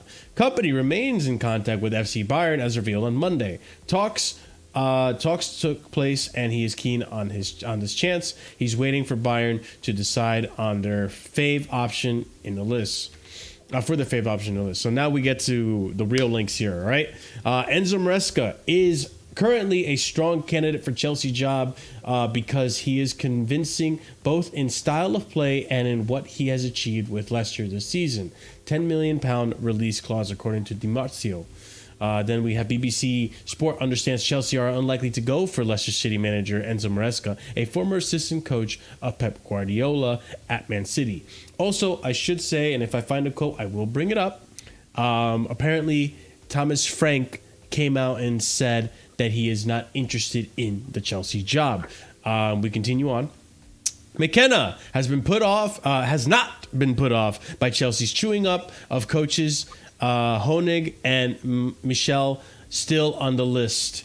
Then we have revealed Kieran McKenna is interested in joining Chelsea. He has ambitions to manage the highest possible level. Understand, Kieran McKenna is waiting for an interview with Chelsea. Ipswich has been notified of interest, and as reported earlier, sources expect him to leave. He is a top candidate for CFC, but others still with a chance. We continue on. Breaking. Chelsea had notified Ipswich of their interest in Kieran McKenna. He is their favorite candidate, according to Jacob Steinberg. And then lastly here, Mauricio Pochettino's successor will be under pressure to deliver Champions League qualification next season and compete for trophies. Okay, before we leave this out to the panel, only 2 likes away from 80. Ladies and gents, 129 of you watching. Please, if you would be so generous as to smash that like button, it helps us out tremendously with the algorithm. And if you guys can get us to 100 likes, I would be beyond grateful for your support and your help on this stream.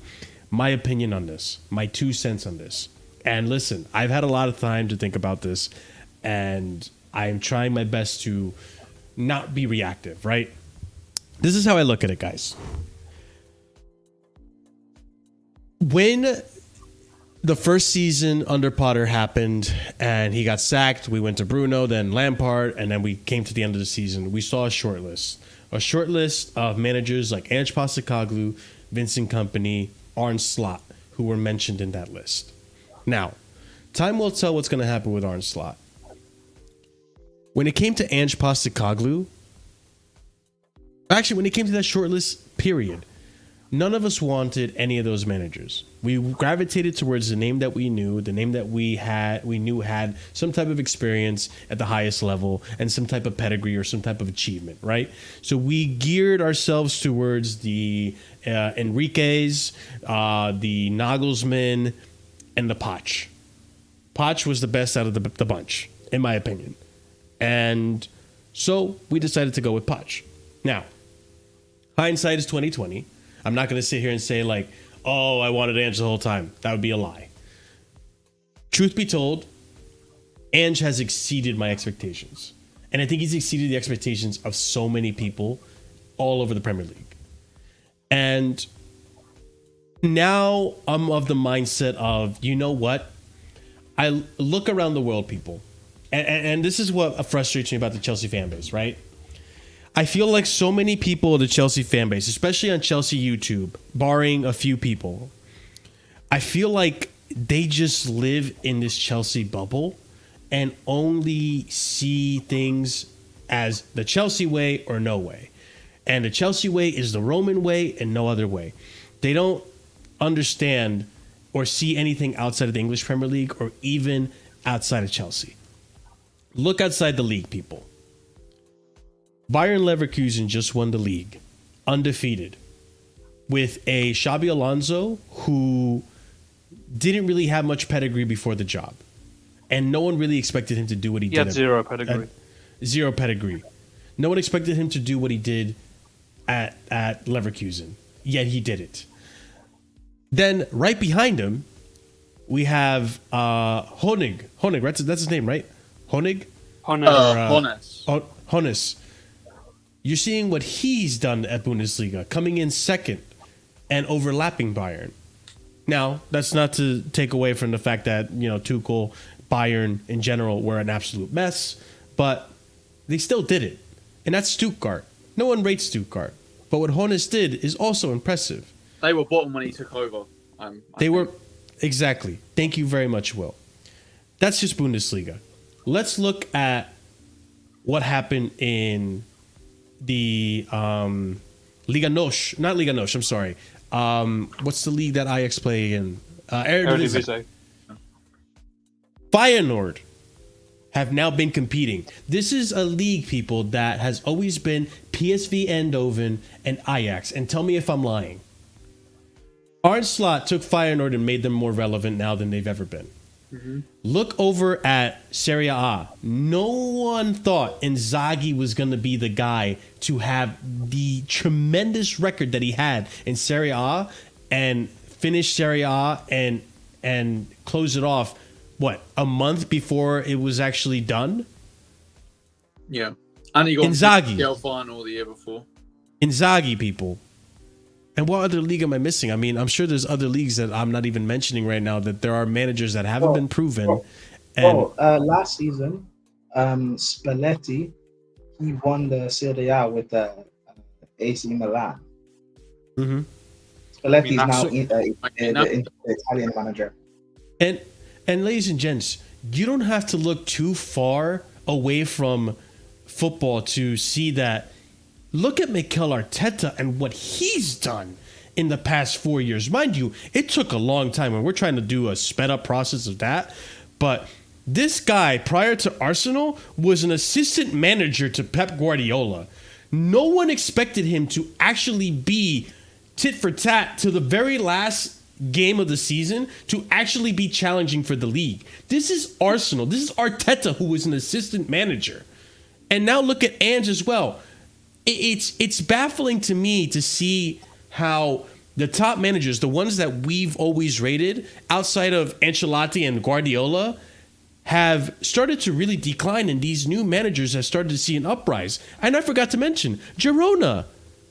Look at what Girona are doing. Michel. Yeah, Michel. And look at Spain as well. Oh my God, what's the team that Man City have? Girona. They've been impressive too. So it's like, that's why I'm more laid back about the managerial decision. I am nervous. I'm not going to sit here and lie. People, I am nervous. I am nervous because overall, we did get the recruitment did get the Pochettino pick wrong. Statistically, they didn't, but overall, I know the context. We all know the context. They got it brutally wrong. This season was brutal because of them. And you could say because of them, you could also put a lot of the blame on Pochettino, because I think Pochettino, to an extent, could have done a lot better. And the recruitment would have been proven right if Pochettino did his part. But at the end of the day, they didn't sack him. They didn't change the manager. They already knew that they didn't like the style of play and all this, and they didn't make any actions. So for me, I'm looking at the recruitment as well, right? So I am nervous about it. So I'm looking at the world of football, and I'm looking at these managers that we're linked with. Mind you, the Leicester one, not a bad shout. Another assistant to Pep Guardiola. And we look at Kieran McKenna, promoted twice with the same team. Promoted into Championship and then promoted from Championship to Premier League consecutively. You can't sit here and say that's not impressive. And that's something to look at that actually catches your eyes. So at the end of the day, I understand. I am frustrated that Hansi Flick and Tuchel aren't in that conversation, because I do want these managers back, and especially Tuchel. I think this team and this model is form fit for Tuchel, considering Tuchel doesn't have an eye for ID, and he literally stated he wants nothing to do with transfers. I think it would be a form fit. But at the end of the day, too, we're looking into a new era of football. We're looking into this era of football where all these managers who have no pedigree, no history, are doing bits all over the world. And so I'm not going to be reacting like, I'm not going to put names out there, but you know what YouTubers I'm talking about. You know what Twitter handles I'm talking about. I'm not going to react like that, because I'm not a bitch, okay? I wanted Poch gone. I was willing to give him next season, and now, oh my God, I regret even giving him that thought. But I wanted Poch gone. So this is half the battle. Time will tell if the managerial pick that we get is the right one. And people are going to say, oh, but that's 1 in a million. It's not 1 in a million. There are plenty of good managers out there that have come here without experience. And there's plenty of you. I've just named you like 6 or 7 examples. There's plenty of other managers as well that we're going to see come from nowhere and rise up to the occasion. And you can look at hit and pass as well. Pep Guardiola before Barcelona. Was Barcelona B? Who else was there? There's other managers. I swear to God, I'm sure there is. I can't think of them right now because I'm under pressure. But there's plenty of other managers that have come from no pedigree and shown something. Even Xabi Hernandez came into Barcelona and won them La Liga over Don Carlo run Real Madrid. That's impressive as well. So I'm not being reactive. I refuse to be reactive. I'm going to wait it out and see what happens and do my research and just hope and pray, because I'm at that point too, because I do have a little bit of trust issues with recruitment. I am going to hope and pray that it does work out, but you're not going to see me bitch about it. You're not going to see me, oh, it's not better. Listen, maybe they get it right. I'm going to wait till something happens before I react like a bitch. But at the end of the day, people, you wanted Poch gone. The ownership are showing standards that this isn't good enough, and now Poch is gone, and now you're bitching because Jose Mourinho's not on the conversation. Look at what Jose Mourinho's done recently. You're bitching about Tuchel not being in the conversation. Look at what Tuchel's done recently. You're bitching about Conte not being in the conversation. Look what Conte was doing recently as well. It's not going to happen. And one more thing because I've been rambling on it. I'm sorry, guys. The whole yes men narrative. Yeah. I ask you people who want this whole, they just want yes men, yes men, yes men, yes men. Okay. At your place of employment, anytime your boss asks you for something that you don't want to do, I dare you to stand your ground and tell them no, and see how quickly you stay in a job. You don't understand how many people are actually yes men in this world. The only people who aren't yes men in this world are owners, business owners, the entrepreneurs, so on and so forth, the people who make their own money and all that stuff.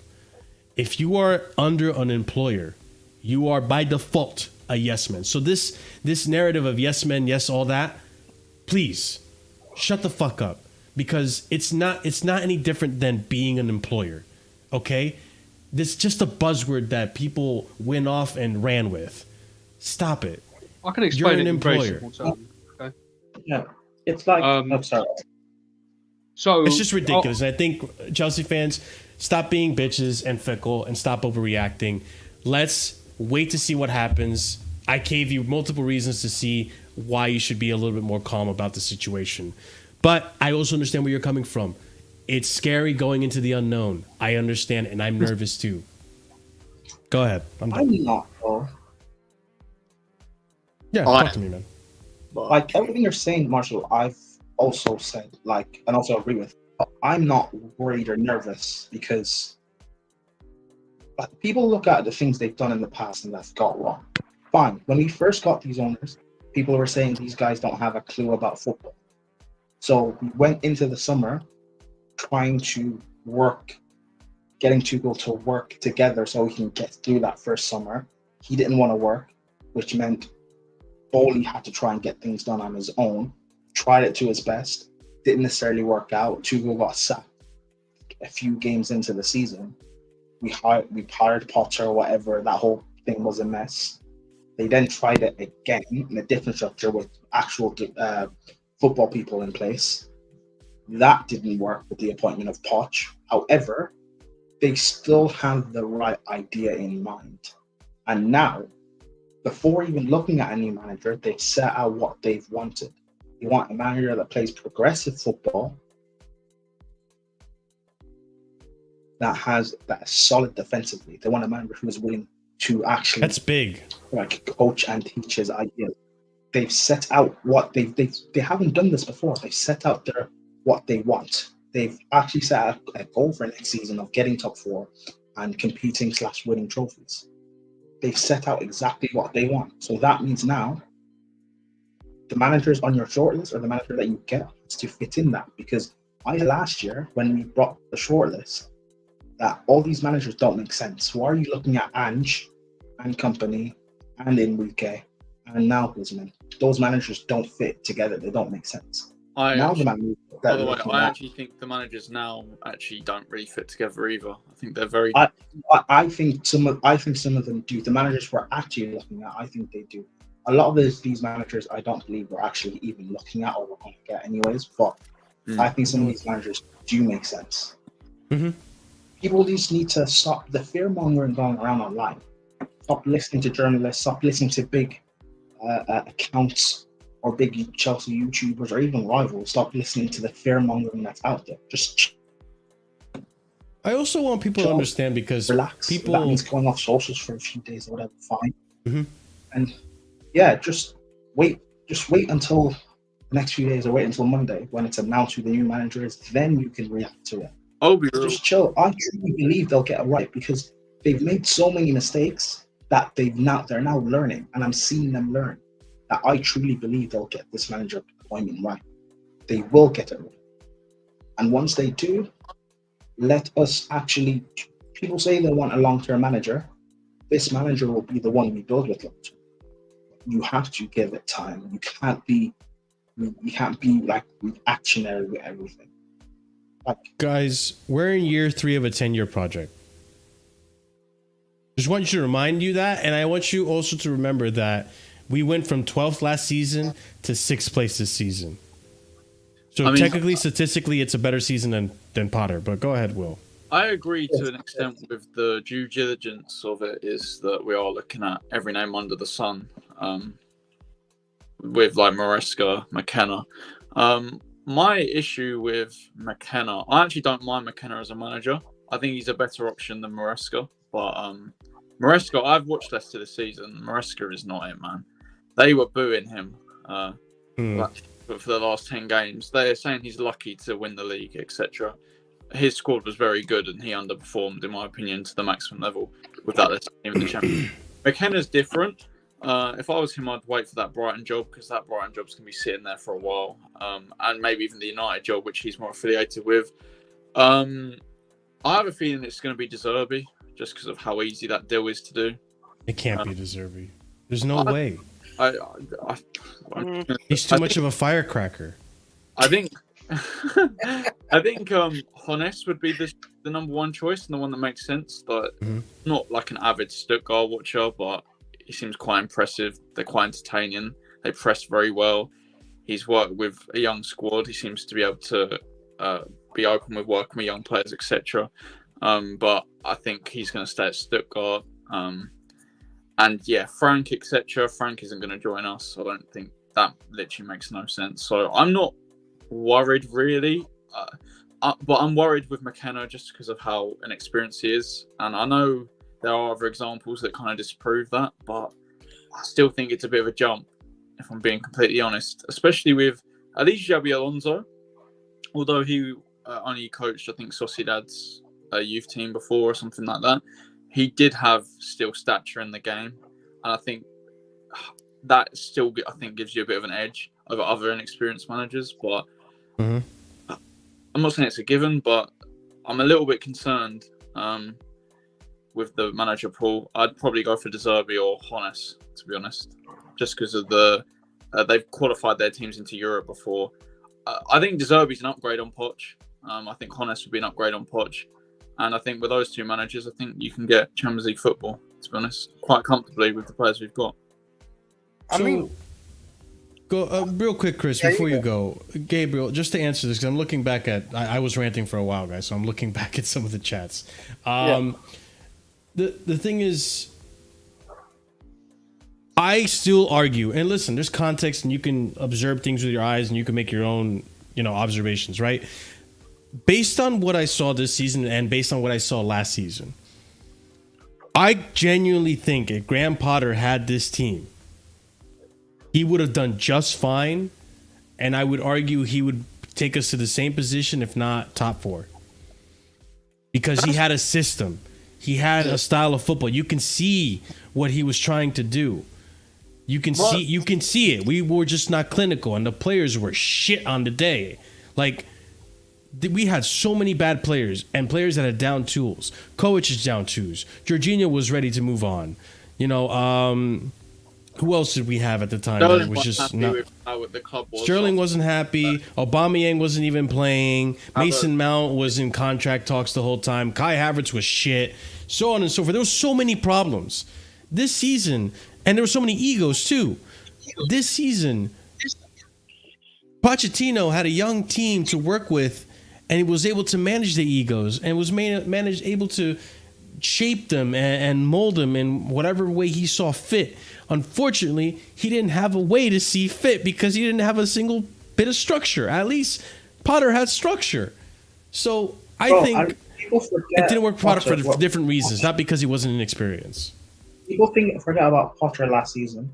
With a disarray squad, he overturned a 1-0 deficit against, at that point in the season, everyone was saying Dortmund would win the league. He overturned a 1-0 deficit against. He beat them in the second leg and into the quarterfinals of the Champions League against Real Madrid. Like, just guys, the next manager, give him time. Like, again, some of these managers I personally wouldn't want. Like, I don't want McKenna, Maresca, for example, or Frank. But like, who we hire, these guys are doing their due diligence. These guys are learning from their mistakes. They won't get it wrong again. They're actually trying to build something. So maybe, instead of us crying and complaining all the time, maybe we should let them actually build what they're trying to do. Because ultimately, they own the club and they're trying to do what's best. We don't have... Chelsea fans behave as if we have the Glazers in charge. I refuse to believe that the manager is going to be long term, though, if it doesn't go well quite quick.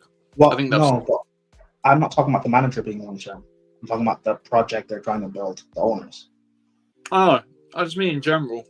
I just hope this... I'm not talking about you, Prime, but I hope this fan base don't kid themselves into thinking the next manager's going to get time. And even the most harsh critics of this ownership, I spoke to them earlier, and they say the one thing they like about the ownership is that they seem to be quite ruthless with sackings if they're not good enough. So at the end of the day, I don't want to waste another year building, but at the end of the day, guys, you know, this torment ain't going to be forever.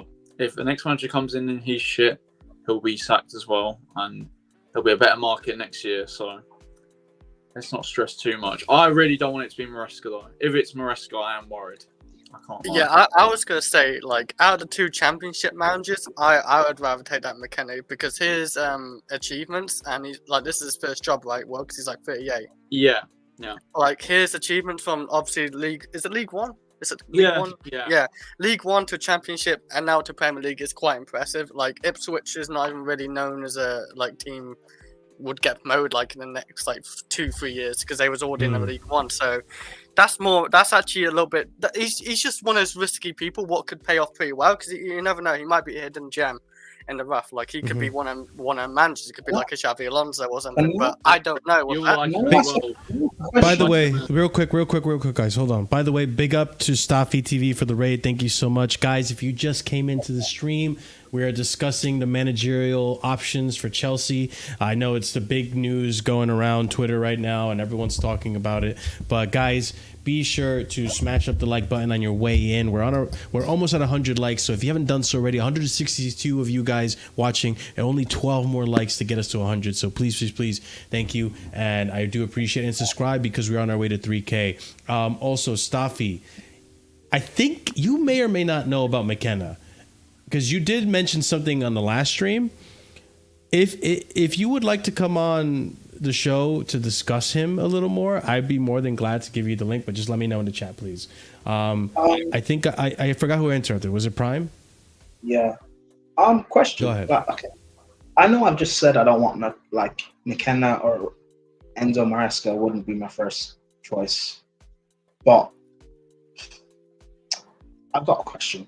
Why is it that, like, especially these last few years, people have been praising the championship, particularly the best players in the championship, then making the step up into the Prem and adapting pretty well? Look at, for example, like Reece James, Gerard Bowen, for Kyle Tomori, Ian Matson, etc. The best players playing in the championship, making that step up and adapting pretty well. Why is it the managers can't do the same thing? Because last season we saw how great Company looked and how now this season he's massively struggled. Do you guys think McKenna could make, and I know making the jump from Ipswich to Chelsea is massive, but if we're being honest with him, it must be for some sort of a reason. I haven't watched McKenna or Maresca. I don't know what they're about stylistically. So that's why I'm asking, well, mostly I'm asking Will, because I'm assuming he knows about both of them. What is the reason that we'd be linked? I think with McKenna, I think it might be his demeanour as well. He's definitely, his football's decent. I think I've seen what pisses me off about when people talk about possession-based football is that people think the higher possession you have actually means you're more effective in that style. Let's look at the squad that Ipswich have got compared to Leicester. Leicester are going to have more of the ball. So when I'm seeing people today go, oh, McKenna's not a possession-based manager, he's only had 53% possession on average all season compared to Maresca's up 61. Well, that might be because Maresca's got the best team, probably the best squad individually in Championship history, unless you want to go like 10 years ago. And he's more. How long were they in the Premier League for, Leicester? Since 2014. So 9 years. They're pretty much a Premier League team in Championship. I think he's obviously, we've seen with Amari, giving him consistent game time, allowed him to make mistakes at the start of the season, allowed him to build himself into form. That Ipswich squad is also not great outside of their left back and a couple of other players. I think they just see potential. He's worked under a few good coaches as well as an assistant. I think he was with Mourinho at United and Tottenham. I think he was at Tottenham for a little bit. And in his managerial career, there's nothing negative to really go off of.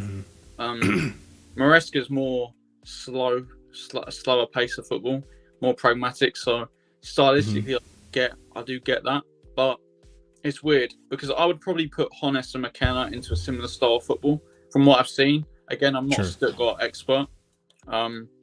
McKenna seems to be more like a very high, more intensity than Maresca, definitely. The press is more intense, like Honest. So I get why McKenna's liked. He's liked by United as well. He's liked by Brighton. He will probably leave Ipswich no matter what. But I just think that step, if it was a year ago, I get we needed to try and move on. But as Marshall said, a Potter-style manager with this squad will definitely work better than what Potter had to deal with. So I get it in that degree. But I think I'd prefer the De Zerbi, the Honest, for the fact that we're in Europe and I want to win the Europa League. I think that should be the expectation as well. So big up to Claire. Thank you so much for the $20. What's the A in front of it? Is that Australian? 20 Australian dollars? I assume so. I assume so, yeah. All right. Riddle me this. How does an experienced manager manage an inexperienced team and still expect to get results? More importantly, how much of a negative impact does a revolving door of managers have on our players' development? Well, to the latter, I'm sure it does. I agree. But let's be honest, declared Pochettino was never supposed to be the long-term manager.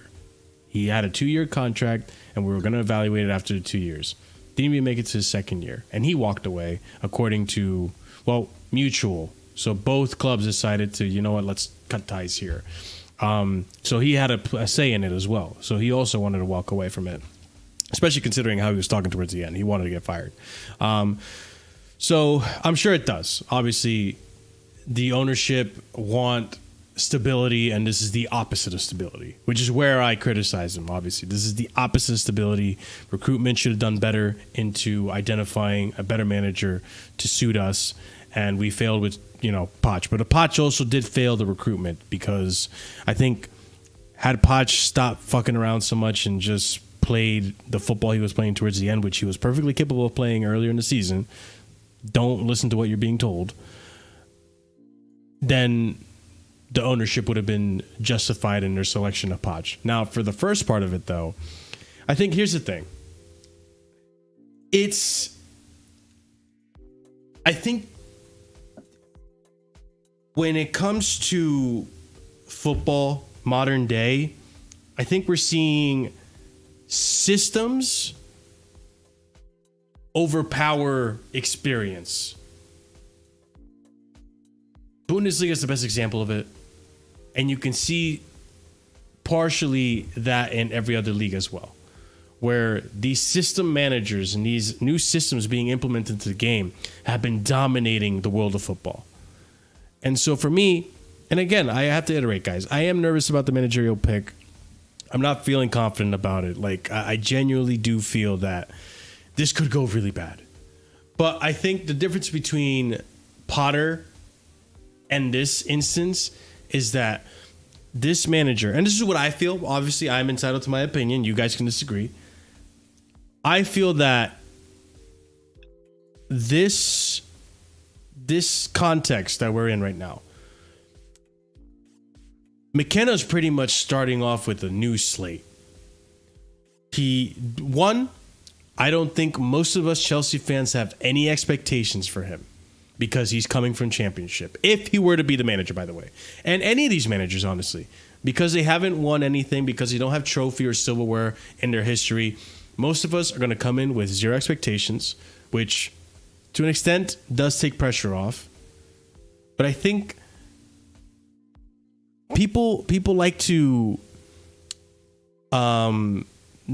combine this idea of Potter fell under pressure. I think let's not conflate the two. I think Potter did feel the pressure of Chelsea, obviously, but I think a big factor of it was he couldn't control the dressing room, and the dressing room was too much for him. 40 players. It was too many players to manage. So the man management wasn't there. If McKenna can do a decent job of man managing, I don't think the pressure is going to be... Because, listen, our owners give these managers time. Despite what happened to Poch, obviously he got sacked, but they could have sacked him midway through the season after United. They could have sacked him after Wolves. They didn't. They opted to push through and analyze at the end of the season. So McKenna's going to at least get a season to do what he can do and see what happens. And obviously there is context to it. And there was context taken into consideration when it was analyzed with Poch. Poch was injuring players. Poch was playing old-style football. Poch's training regimen was, very old school, so on and so forth. So there's a lot of things that Poch did that got him to the point where he is. McKenna could be a different story, or any manager. So I think any manager that comes into this situation right now, it's a clean slate. There's not as much pressure because the fans don't expect you to do much because they already see that you don't have a history or pedigree. And as long as you come in with the system with these new players, I think you can cook something. But I mean, Oliver, I haven't heard much from you, so I kind of want to hear where you sit in this whole situation. And by the way, people, only 9 more likes away from hitting 100. If you're just tuning in, please and thank you. Welcome to Casually FC. Smash the like button. Let's try to get to 100 likes before the end of this live stream. And subscribe if you haven't done so already, because we are on our way to 3K subscribers. But Oliver, by all means, my friend, what are your thoughts on this whole situation? So I'm not very knowledgeable about any of these managers. Unlike Will, I haven't watched Leicester or anything this season, so I'm not the guy to ask in terms of who I prefer. But welcome back. Go ahead, Oliver. Go ahead, Oliver. And then Staffy, I'm going to send you the link momentarily. Check your Twitter. The knife is coming out, man. So yeah, I'm not the guy to ask in terms of who I prefer out of these names, but what I can offer is my thought process if I am to learn more about what these guys are about and stuff. Sure. So the way I'm looking at us getting a new manager, considering that we were so close to top 4, I'm looking at Pochettino. What did he fail on delivering?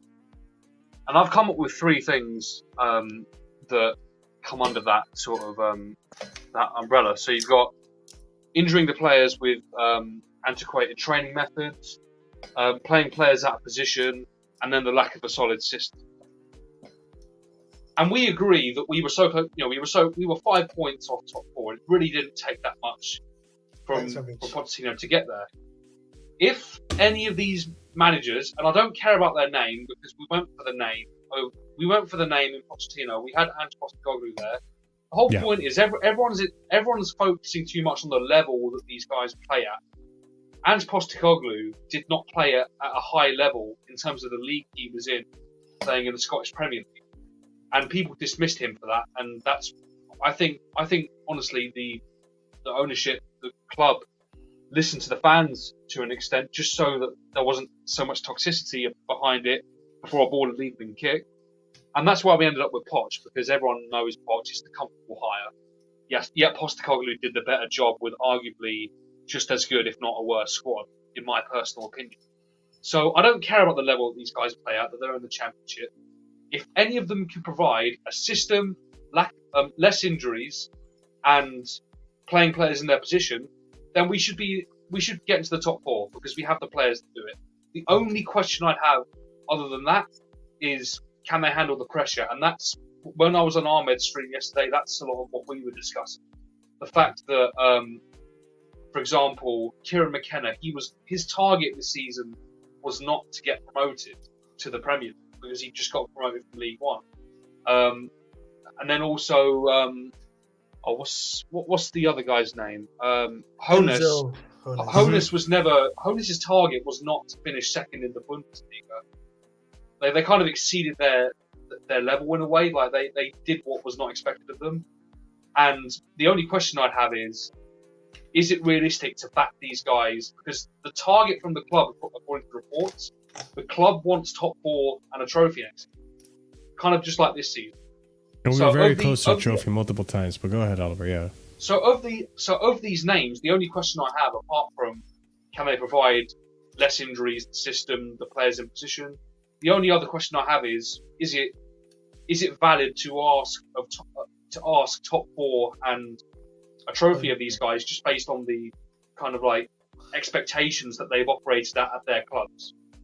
That's what. No. Real quick, Ahmed. One thing I do want to point out too, and I think this part gets overlooked quite a bit, right? And this is what makes Casually FC so different, is we look at all the context, okay? We look at every detail that we can. We may have missed some things because there's just so many tweets, so many ways, and I try to put this together last minute because it was last minute. That's why sporting directors are the most important position. I think we need to also understand that Sam Jewell is essentially now that sporting director, and he only just came into the club. And I think Lawrence Stewart and Paul Winstanley took a role that I don't think they were supposed to take. Sam Jewell is only going to be a scout, international scout. He's not here to be a sporting director. I think you're wrong. I think he actually is. I'll look it up. I'm pretty sure he's here to be a sporting director. I'm fairly certain he's not here to be a sporting director. He's meant to be managing the club-to-club model. So that's the multi-club model. That's what he's meant to be doing. The recruitment for the multi-club model, but the multi-club model includes us, Chelsea. So I think he is a sporting director. He's just doing recruitment specifically. He's not literally dealing with manager, everything like that.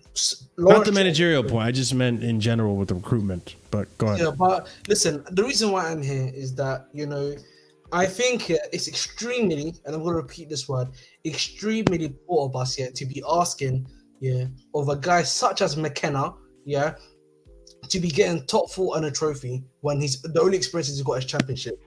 All right, championship experience. And I think the thing I want to talk about. None of us asked that, by the way. But but that's what the ownership is asking. Not you guys. You know what I mean, right? I'm not talking about you guys.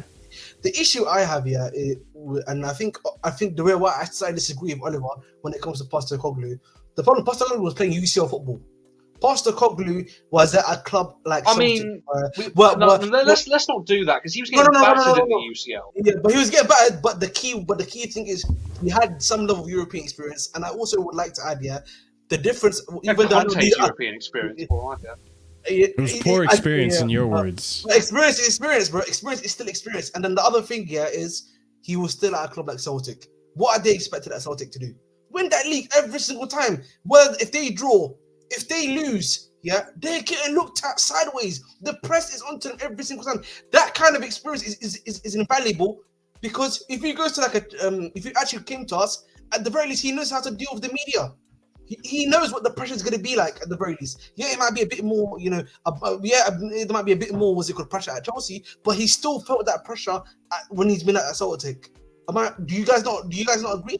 Because like that's where that's why I think when it comes to Postecoglou, I could have at least understood. Like he's felt that stuff. The problem with, like, let's say I'm gonna start using McKenna because he's the one that seems to be the most likely now candidate, right? Yeah. Ipswich, what pressure is there at Ipswich Town, respectfully? It's not a whole lot. I don't think there's pressure probably there. The Championship.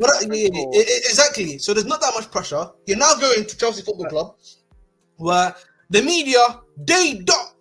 Yes, McKenna, so what is your style of play? What are you going to be doing? Have you spoken to the ownership? Have you done this? Have you done that? Chelsea draw something like that against a random mid-table team. Come on, can you just... All of these random articles are going to be swirling around every single week. I feel like we're asking too much from a guy like him to be applying that much pressure onto him. Same with Fonseca, by the way, yeah? So Moresca. I keep calling Fonseca. Enzo, the fake Enzo, all right? Those two in particular, all right? Yeah, I've said that before. Then we go to the medium-term manager. The thing of Dizabi, and the reason why I said I would take him out of the best of the bad bunch, at least he suffered some level of Europa League football. There's been some level of pressure onto him. You know what I mean? I can at least say there's something that's there, right? You know what I mean? There's some stuff like that there, something like that there. And Declared is correct, by the way. Declared is absolutely correct, by the way, in the comment he's making, where if I'm asking these type of questions, more than likely the players are also asking this type of question too. And the issue right now we have here is that, and I think it was Seniac that said this, everyone that we are probably linked to right now are big ifs, but the problem I have here is that there's like the risk percentages between each different guy is slightly lower. If I go for a guy in the Championship that's had earlier Championship experience, yeah, my risk of him doing well at Chelsea, probably the risk I'm taking there is 70-80%. I'll be real, it's 78%, extremely high risk, by the way. Then, and then if I used to say, like, hypothetically, if Thomas Frank was at this club, it's a 50-50 risk if I take Thomas Frank, for example. The Zabi, I would say 40% risk. Hones and everyone else, probably 40% risk too. So all of these guys come with a high level of risk at the end of the day. I just think for me, right now, you should be taking the guy that you know will have the least risk, right? And I think the issue for me, McKenna may fit with us tactically, but have we studied his what's his personality? Does he have a personality that can handle that pressure? Does he have that sort of thing? You know what I mean? That's the thing. This is the thing you need to ask yourself. And this is the stuff that, you know, as a footballing director, you have to ask yourself. People could say you stress too easily, but that's the reality. You have to stress because this is your football team. That's all it is. You have to be thinking about this, yeah, when you're making decisions. Because this decision, by the way, more than any other, more than Potter, more than Pochettino, this one has to, at least at the very least, on some level, bang. People can say that whether you like it or not. We have to make progress. We have to bang on this decision. And for me, again, and I'll repeat this again, it's incoherent of the ownership. Yeah, if McKenna comes in or the fake Enzo comes in to be saying, I want UCL football and a trophy. It is inconceivable right now. Real quick. So, I think, actually, you know what? Big up Staffy. Staffy, thank you for joining the channel, my friend. How are you doing? First of all, Staffy? apologies for not being on screen. That's okay. Yeah, just finished my stream, and I'm not gonna lie, my back is still hurting, so I'm just chilling right now, laying down. But I'm on my phone. But anyways, big up to everyone who's here. Big up to everyone who's in the comments, except for Ahmed. You know that walking emoji. He can hold that. Hold that. Don't interrupt me while I'm talking, man. Leave me alone. Don't talk to me. Enjoy Cancun, just like my team is enjoying Cancun. We both went to Cancun. We both lost. Okay, so but anyways, not love for having me. But I saw your video. You were like, oh, if you want to come on because of something I said about McKenna. It seemed like you had some knowledge on McKenna. I mean, it wasn't just surface level. Yeah, knowledge is power. You know, I'm not, bro. I actually know what I'm talking about. I don't want. You kind of seemed like you kind of wanted McKenna for United, or were thinking about No, McKenna I for like him United? without wanting him for United. No. I like Okay. him, but I don't want him for United. But Right. I do rate him as a manager, yeah. All right. But, Why is that? Did you get the comment, by the way? Private chat. Apparently, it's a protest being planned for Saturday. Yeah, fuck them. They're not gonna do shit. Go ahead. Just want to let you know.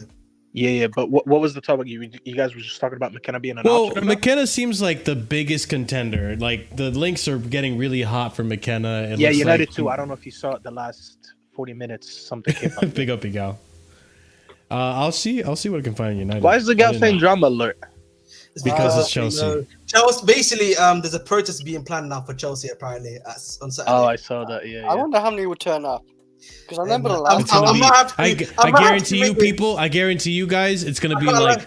15 people. I can't lie Guys, to you. that's I'm crazy gonna- though. That's crazy. They're not going to protest for the right reasons. So whatever. What's the protest reason it for? might Can I be, ask? It's going to be, from what I've been told about people that have been on like the fan advisory board and that. It's mainly to do with Gallagher and Chalobah being stuck. From what Protest for I've Gallagher is crazy, bro. That might- Bro, I hate my fan base. You guys used to be a big club. What happened? It's about the- I'm definitely. I'm gonna roll Academy. through because you know me. Like it's my. Yeah, main you're a point. 15 fucking minutes. Gallagher Glazer. You're a Wait, no. galosexual. He's an emoji. Yeah. No. Listen, it's only 15 minutes away from me. You know the stadium's in 15 minutes. Bro, no one Right. ever went to a protest because it's 15 minutes away. I've never heard that in my life.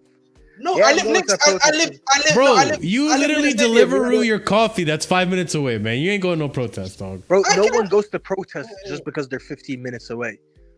Like, what you talking about? That's crazy. What's good with this guy, man? See how I told No, you. CDAC is that comment is insane. CDAC, bro. Oh my What's CDAC? I can't see the comments because I'm on phone. They threw in Chalobah, the black guy, to the cause now. That way it's not racist. That is crazy, bro. Huh? No, that's insane. Nah, CDAC, you're insane, bro. That's insane. But Chris, I want to be laughing about let's yeah, they threw in Chalobah. They're doing a protest for Chalobah and Gallagher. We all know it's really just for Gallagher. Gallagher, man. Gallagher's too much. Oh, so Gallagher capsules and Gallagher and Chalobah at the bottom. Is that what they're doing? Yeah, something like that. That's what it seems like. But let's bring it back. Let's bring it back. All right, McKenna. Staffy, what do you know about McKenna, and what do you see in him that makes you like him? Well, he is a coach, first and for all. He was a part of our coaching team under Ole. He was the one that actually ran most of the tactics and ran the training for Ole. So a lot of the technical work was because of him. And what's it called? When Ten Hag came in, he was actually offered a job to stay, but he left because he wanted to pursue management himself. He wanted to be a manager of a senior coach himself because he managed the young team at United, and I believe he won the under-18s with them, which was the last time we won it before we just won it this year. So he's always been a good coach. Went to Ipswich, and I think this is when you're going to recall some of the stuff I said. He went to Ipswich. He got him to do a double promotion. So he went to Ipswich in League One, got them promoted, went to the Championship, got them promoted the first year, which is impressive because you know how hard it is to come out the Championship. I've seen a lot of people try to dismiss it, say, oh, maybe the Championship is shit. No, the Championship is not shit. The Championship is always very competitive for teams to come out, you know. So to get him to do a double promotion, even Steve told me that. Strasbourg Steve, big up Steve every time. Apparently he was like, this is the fourth time in English football history that a manager has gotten double promotion. So it's only happened 4 times in the country's history, which shows how impressive it is. And we were talking actually about him on my stream earlier. And for the people that recall, Griggs was actually telling us some of the stats. So during his time in Ipswich, actually, obviously it's more games in the Championship, but in those last 2 years, no one has won more games in England than Ipswich, and no one has scored more games in England than Ipswich. Obviously, you can consider that they play a lot more games in the Championship in League One, but that's still pretty impressive, you know. So he's a very good coach, actually. And if you go right now, I don't know if you want to share it on the screen, go to Twitter and look up United Muppeteers, which is a very reliable source. You'll see. You'll see that they just tweeted that United are moving in to try to secure McKenna within the next 24 hours. Because I'm assuming that there's some battle right now behind closed doors between Chelsea and United on who gets McKenna first. There it is. What did I say to you earlier, Ahmed? What did I say to you earlier? Exactly that. Ahmed, you're muted. Will, I want Will to never say anything to me anymore, man. You know what I mean? Don't text me, Will. Stop texting me, man. Huh? You know what I'm saying? All of these links he's giving me is actually getting crazy, man. I hate you, Will. Chelsea have notified Ipswich about their interest in Kieran McKenna, who is their favored manager candidate. Chelsea believe McKenna still favored them over Manchester United and Brighton. That's why they're shitting all over themselves to get it done within the next 24 hours, eh? Okay, Madrid. Okay, I'll probably find some more news on this, but... Can I ask a question? How are United fans taking this, Staffy? Is he here? I think he just left. Probably disconnected for a second. Yeah, but when he comes out, I'm going to ask him that question. Yeah. Let me know. Because who was the three most likely? Is obviously the Leicester manager and Frank. Frank's unlikely, Chris. He's at the bottom. Is it? Yeah. Apparently, Chelsea tried to get Francesco Ferrioli, but apparently his thing of Ajax is almost finished. Yeah, so, makes sense. Yeah, Staffy, I was gonna ask you a question, bro. Yeah, how have United fans taken this possible McKenna thing? Like, have they taken it differently from us, or are they like? A lot of people like McKenna. Okay, I don't think a lot of us. I don't think he's the right move for either one of our clubs. I think I want to see him prosper in the Premier League first, either with Ipswich or maybe go to Brighton. Because if Brighton want him, I think that's the perfect move for him. I think there's a lot of toxicity around both of our clubs, and I don't think it's a fair situation for him to be in. And it's not even about tactics right now. Like, yes, you are very good tactically. You're a very good coach. You play an attractive style of football. You know what you're doing on the pitch. But there's a lot of external factors that him as a young manager and a young coach that he's never dealt with yet. You know? So I wouldn't want to throw him in a toxic environment in Chelsea. I wouldn't want to throw him in a toxic environment at United. I'd rather him go to a family club like Brighton, where they're not expected to win. However, there is one thing you can say about Brighton every year is that they get enough raw material for whoever the manager is. So with that being said, they bring in players every year that have raw talent, and they want to raise their ceiling. Or raise their floor, I should say. So they bring in players like Caicedo 2 years ago, 4 million signing from Ecuador. A year and a half later, 2 years later, he's worth 100 million. McAllister, same thing. Bissouma, same thing. Cucurella, same thing. You know, so I'm sure I'm missing some other names, but when you look at Brighton in the last 2-3 years, a lot of the players came in and came out like that. You know, and I feel like he's a good manager to that. Like, look at De Zerbi. He fit in perfectly. His first job in the Premier League, didn't really struggle. What's his name? Graham Potter was able to go there, play his style of football, implement a style, you know, made them a consistent, you know, mid-table team, I should say, you know, even though they were just promoted not too long ago.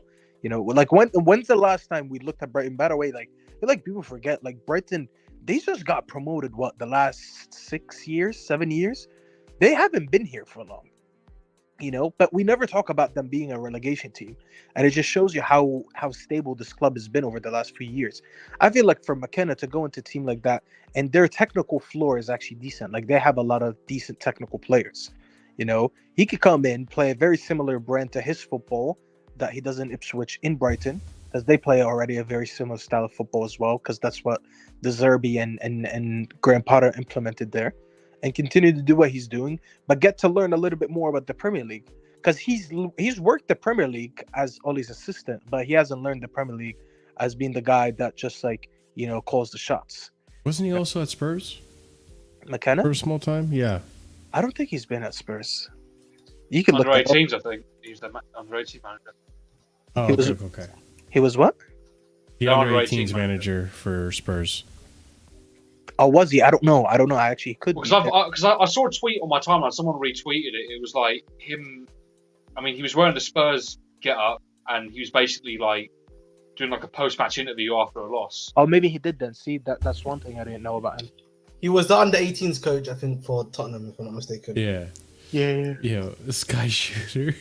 If it's McKenna, let's get behind him as long as he doesn't play players out of position and believe in voodoo stuff like lemon and gay contests. He's made some. He's made. Speaking of lemon, he's made like, you can say he's made wine out of water. He's made lemonade from lemons. Like he could actually do something.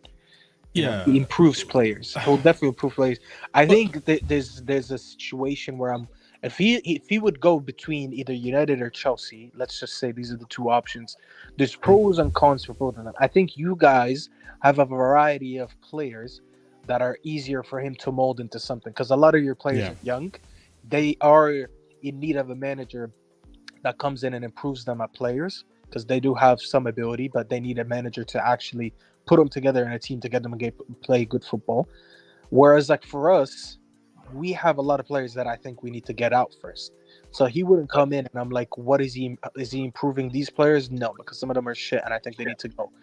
But on the opposite side, going to United, I think he'll find a better home, because United, he already knows the ins and outs in United because he's worked for us before.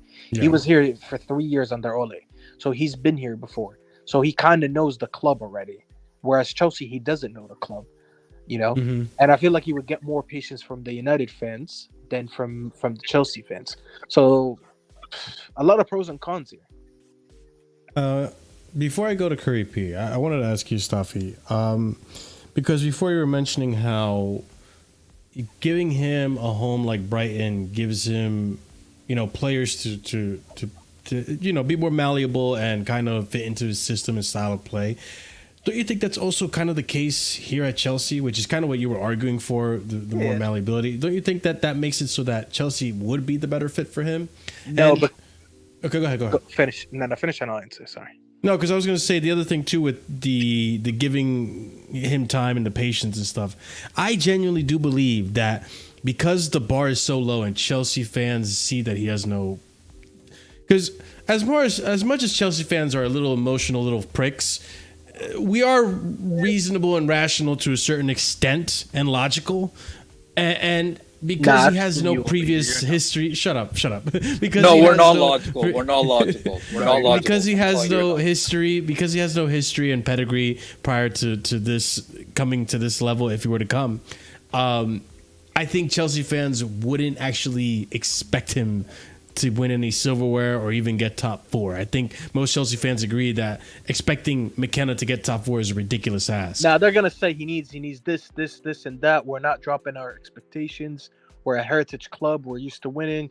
The same buzzwords that I always hear, bro. Listen, let me just be very honest with you. Bayern Munich are hiring Vincent Kompany. Let's all humble down for a second here. Okay, Bayern are better than both of us. Okay, and they're going for Vincent Kompany. Yeah, So if Bayern see the vision, if Bayern see this is the move right now, where everyone's I don't think Bayern see anything, bro. They're desperate. They've been rejected by everyone. Don't get me wrong. Don't get me wrong. They are desperate, but I mean, at the same time, they could get De Zerbi, but I don't know what's going on over there. But here's the thing: they're going for a young manager too. I feel like the world right now is understanding that there's a shift of the guard when it comes to managers. All these managers that we've been talking about, bro, like, let's just be very honest. They're just all washed. Like, I don't want to hear about Mourinho no more. I don't want to hear, like, even Ancelotti, like, no disrespect. The minute he's done with Madrid, I don't want to hear people talk about Ancelotti anymore. Because the guy was literally linked with a job in Brazil. That's a part-time job. These crop of managers, there's not a lot of good of the old ones that are left anymore. You can argue, like, who? Pep? You can argue Simeone. That's about it. When you look at all the younger upcoming managers, Thiago Motta's going to Juventus. True. Forgot to mention Thiago Motta Juventus are not in their best period. Yeah. It's a club, but even they're going with a young manager. You get what I'm saying? Like, United want to go with a manager. Chelsea want to go. Like, we all need to, as fans, I think we need to humble down a little bit, and we need to understand that, like, 100%. We're not in 2006 / all the way to like 2013-14 anymore, where most of our teams with just one managerial switch, we're gonna go and win the league next year. That's what Chelsea used to do. But you guys had a squad that every year, if you had the right manager, you'll win. If you didn't, you'll try again. You're not that right now anymore. And I'm not saying don't aspire to be that, because I know we all have these people in our fan bases that are what do they call them? Standards FC and shit like that. I'm not saying drop the standards. I'm saying have a little bit more self-awareness. Like as much as we like to make fun of Arsenal, I'm sorry, Arsenal are going to next year with a better chance than both of us to win the league. So can we really mock them? You know they appointed Arteta, who had absolutely no managerial experience independently before Arsenal. Exactly. And that's the thing, right? If you're gonna go for these managers, these like up and coming younger managers, try and make the safest bet possible. Arsenal went for Arteta, who had been coached or who had worked under Pep, and fine, Arsenal haven't won like anything yet, but Arteta has got them back to competing. Juve, they're picking Thiago Motta. Exactly. And what's his credentials? He coached Bologna. Yeah, he was just at Bologna. Man's coaching cold cuts, bro. And that's my point. It's about making the best bets possible. There's no guarantees in football. There's no guarantees in life. Bro, even Xabi, bro. Xabi went to Bayern. Look at him. If you make the wisest decisions, 9 times out of 10, you'll be fine. And that's what I truly believe these guys are doing. The problem is, though, Stappy, because the problem is nowadays, fans love to, like, they'll defend the mediocre guys. They'll defend, Chelsea fans will defend Poch. Now Poch is gone. The fans who were defending the Poch will now turn against the next guy, if it's McKenna or if it's... Yeah, but that's stupid. You agree with that. And we all have stupid people in our fan bases. Yeah, and that's the thing. These guys who but he's smiling, but you know, these guys who claim they want a manager to get time, they won't give the right manager time. Yeah, 100%. I agree with you, bro. I agree with you, but that's why we need to ignore some of these people in our fan base. We all here need to be a little bit more intelligent, a little bit more aware of the situations that we're in. That's why I'm trying to tell you that when you look at the movement around you, you don't want to be caught behind everyone else. You know, sometimes there's people that lead the movement, there's people that follow up right away, and there's people that follow the trend super late. You don't want to fall behind. And even though, like, we have our own channels and we'll speak the truth, unfortunately, we're not the loudest part of our fan base. People like you're not the loudest part of the United fan base. The loudest part of the United fan base, they want to keep Ten Hag, they want to keep Rashford, they want to keep Bruno. That's the loudest part of your fan base. That's what gets heard. People like you or like Flawless, etc., they won't get heard as much. People like us, I get what you say. We won't get heard. People will listen to the likes of Johnny Minerals, who wants to organize a protest. People will listen to these. They don't listen to Casually FC. I just think at the end of the day, you know what the problem is? I think it's obviously similar to United. I just think a lot of these guys, you know, they, because of what we've grown up with under Roman, and I'll be honest again, the stuff with Roman was a dream. Like, whether people want to admit or not, we lived like a 20-year dream in the sense of what he was doing for us, the amount of money he was spending for us. That rarely happens, that you get a guy like him that does what he does. Yeah. This guy literally, by the way, our club was in 1.6 billion debt to him, and he forgave it for us, by the way. Yeah. Let's not get that twisted. No, it's very rare that the guy that owns your club does that for you. We now live in a different world. We live in a world where now the ownerships we have are businessmen. Like, I think this is the thing. Like, I think the problem is there's such a level of dissonance between, you know, the reality that we're in, and then I think what we as people expect, that it's a bit more difficult for a lot of our guys to understand. That's all it is, man. And again, I always come back to it. The ownership that we have currently, the system, or like the model they have isn't a bad model. I like the model. I just think, again, we need to change it slightly, be a bit more, you know, buy a bit more experienced players, maybe buy guys that are at the top of their game, just to make sure that we have a homogeneous team. That's really what we're asking for, and maybe pick a good manager. That's what I'm asking for, man. It's not, and that can help us to win a trophy. That's all it is. But, you know, the problem is, man, you know, negativity is a hell of a drug. So Yo, it really is. It gets clicks, and people are it is, obsessed with it. Because the reality is, yeah, if you really look at the season again, from January onwards, yeah, again, once these four guys have come in, if you look at the guys that we brought in, yeah, I would say barring Mudryk, yeah, and Sanchez, and who else would you say has that not been great that we brought in? I want to class Mudryk. Disasi, people are arguing. Yeah, Disasi's you know what? I would there. give Disasi, right? Yeah, Other than those three, other than that, everyone else we've had has had positive moments or have exceeded what we've expected from them. Yeah, you know what I'm saying. All we really need is a bit more guys that maybe they have the experience stuff, they have the EXP, yeah, or already top in their level, and that's it. Yeah. But that's what it is. And then a good manager that can set them up to win. Yeah. And you know what's crazy? For me, the thing that annoys me the most about the stuff with Poch, 5 game ago, they were telling me, Poch out, get him out of the club. They were doing what I was doing in October, in November, in December. I think I did it also in February. I'm one of them. I never changed though. I was always Poch out. But that is what we were all doing this at different points. But 5 games cannot change our minds, boys. You cannot tell me 5 games has that much of a difference. Tell that to Staffy, man. And I just No. Stop. I've been saying that before the 5 games. Don't do that. Oh, you're right. No, I'm just bantering. No, but some of the stuff that came out, I'm not gonna lie. Like, who sent it to me today? Don. He was sending to me that the Athletic article. Did you read it? That one player. So there was a player that said that he didn't know he was gonna play out of position until the day of the game where the 11. Oh. I didn't know that. Oh my god!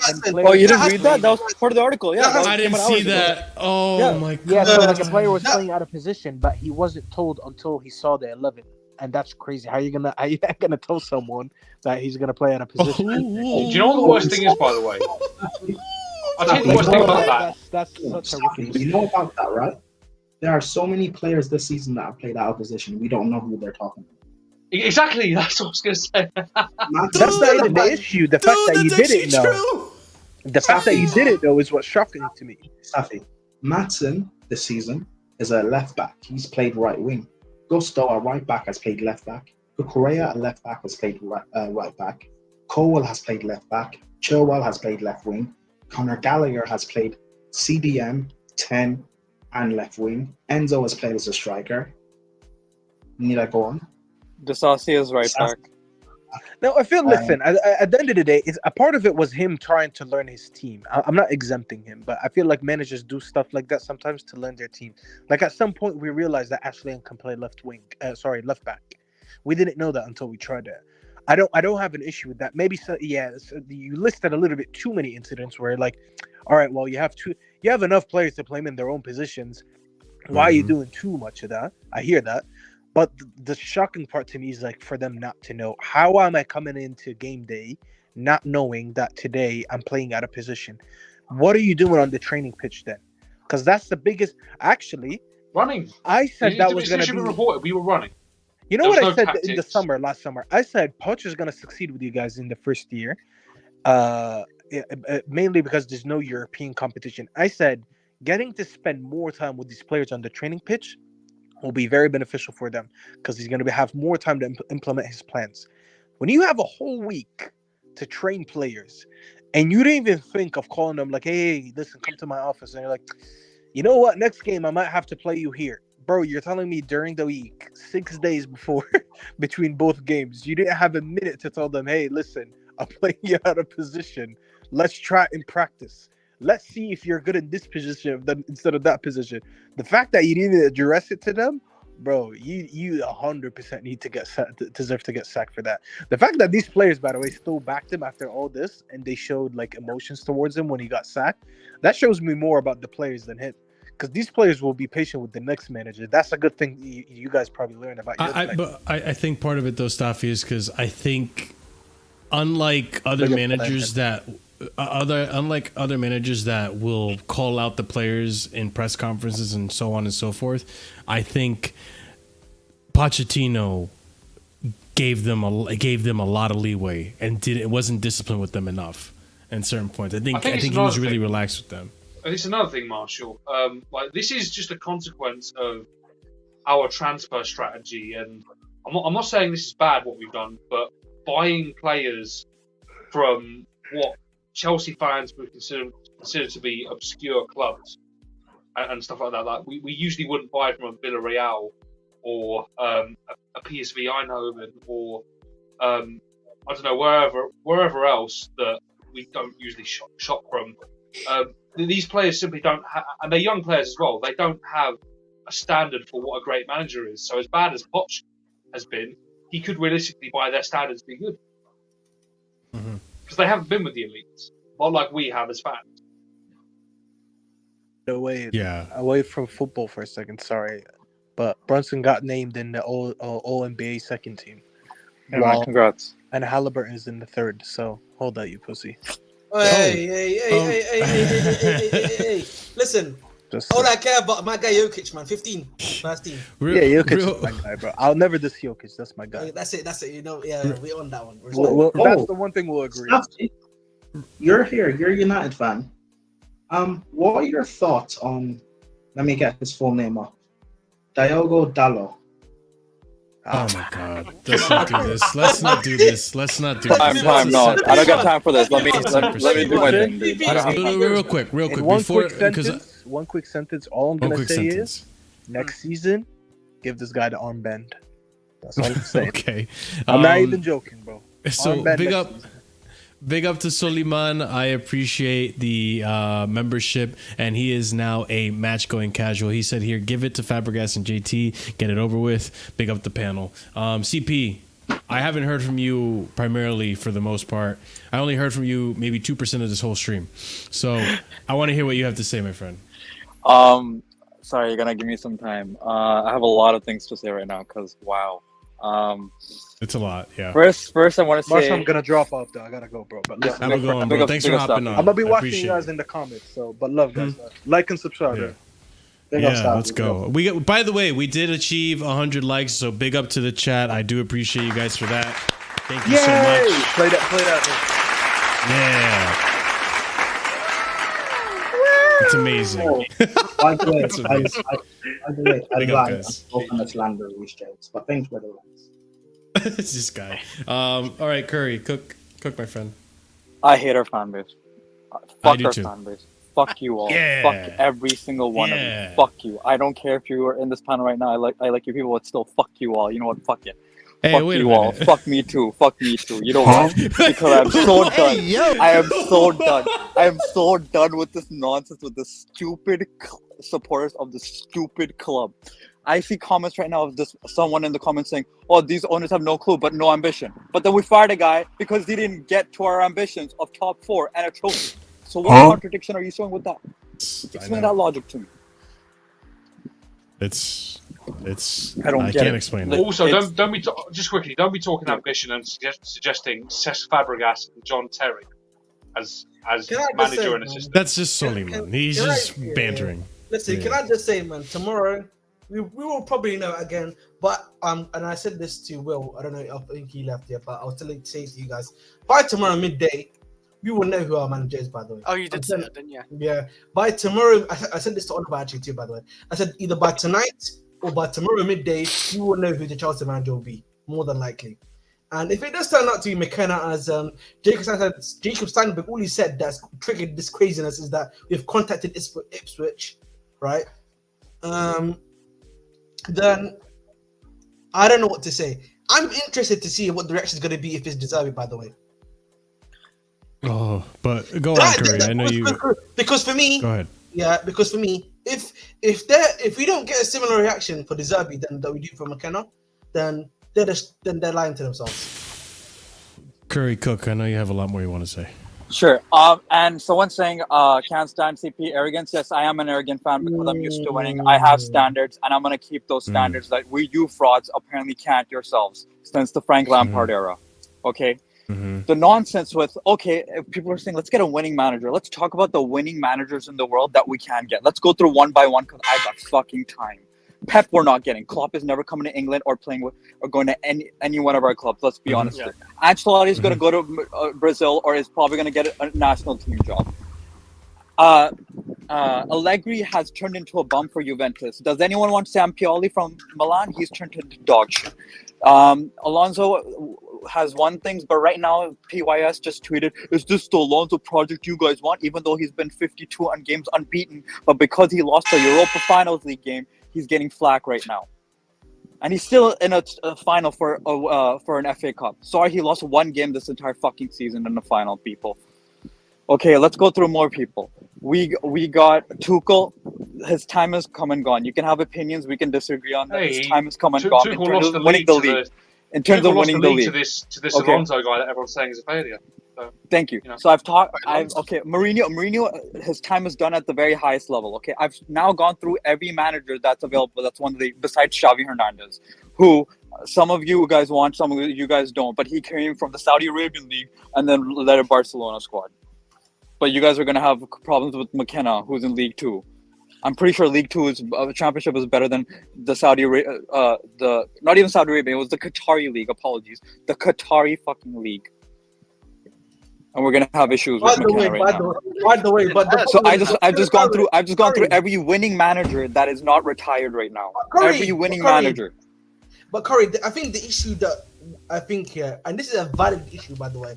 Yeah, I don't, and this is not me talking about the upper level managers. It's that stuff is neither here nor there for me, because we already know the reality that we can't get any of those guys anyway. So for me, the issue though is we cannot be asking a guy we are bringing from the championship to be getting UCL football, and win a trophy. That for me is kind of crazy, by the way. That's the issue that I have, more so than anything.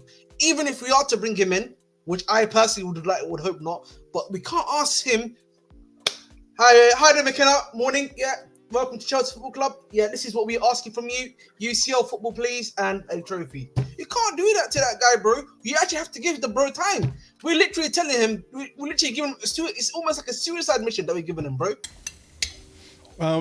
Real quick, though. Don't you think that based on how the ownership approached Poch about this whole situation, right? Don't you think that they're going to take into consideration context? Because I know the ownership want UCL football. I've not read anything that suggests if the next manager doesn't get UCL football, they will be sacked, kind of thing. I know it's their desire and their ambition is UCL football. I understand that. So let's just say McKenna does come in and he does good football, but sometimes the results weren't there due to underlying circumstances.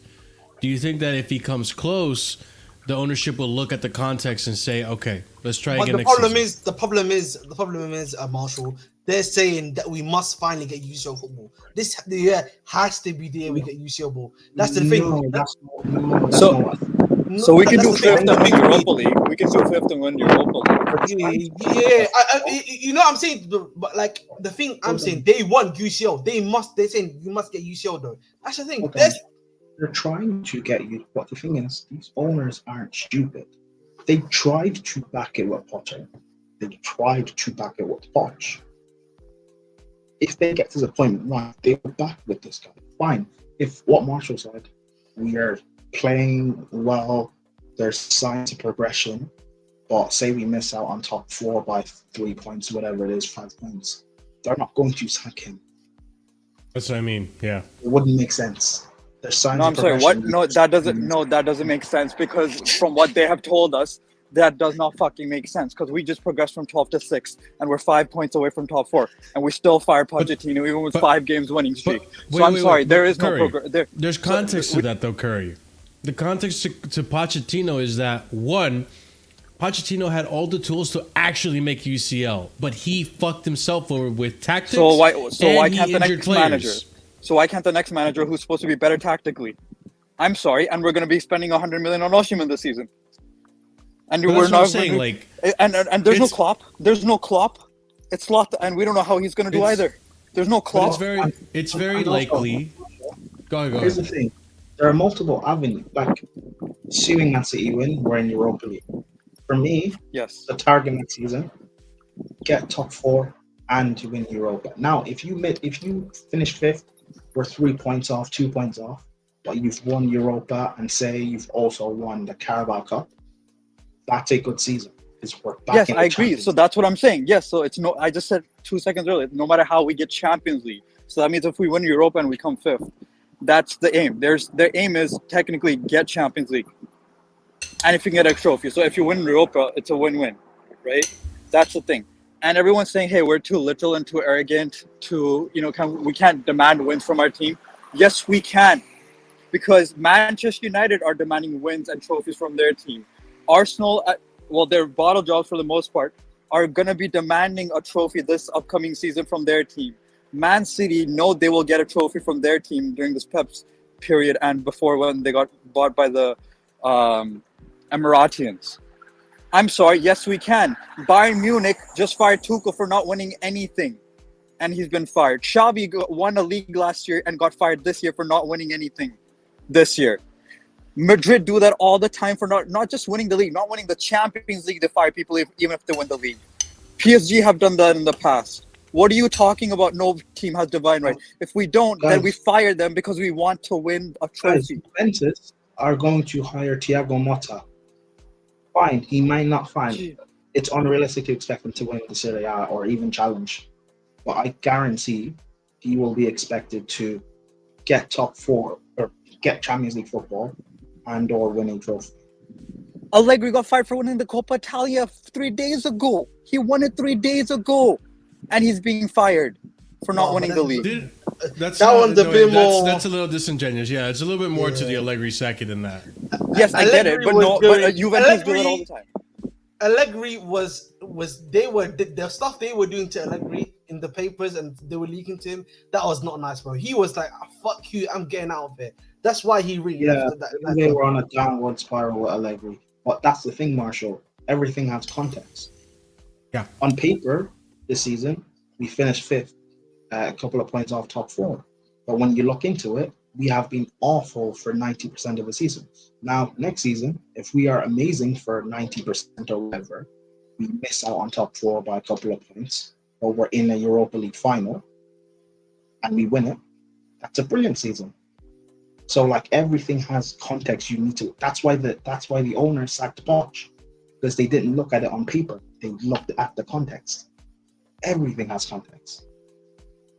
It's not just the context as well, but it's the fact that he contributed to the context with his training methods, with his lack of tactics. It's the fact that he caused the problems for himself, and it was just needless at the end of the day. Like, if we have an injury crisis with McKenna or whatever, and it's deemed that it's not his fault, then you can let him off that.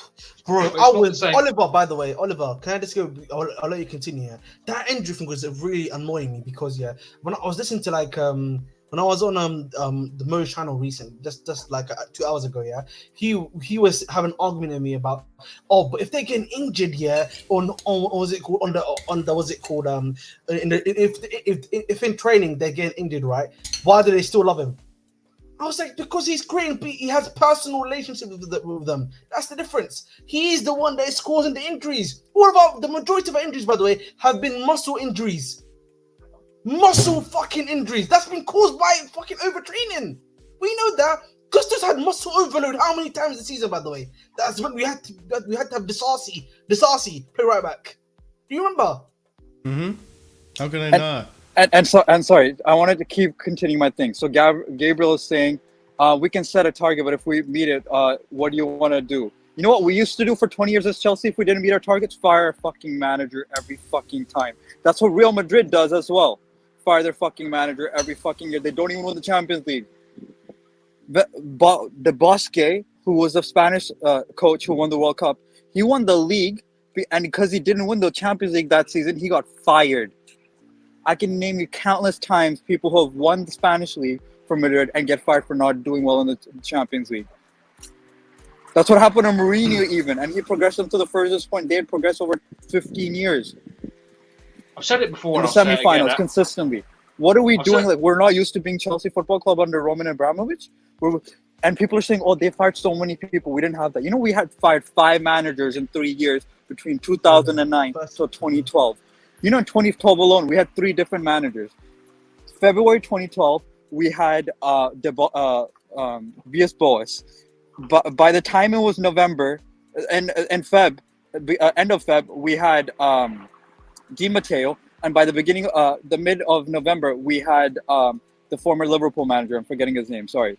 We had 3 managers then, and before then, in 2009 till 2012, we had 5 managers during that time, because we had Gus Hiddink and Ancelotti. Then it was Villas-Boas, and then those 3 managers in one season. What are we acting like we don't do this?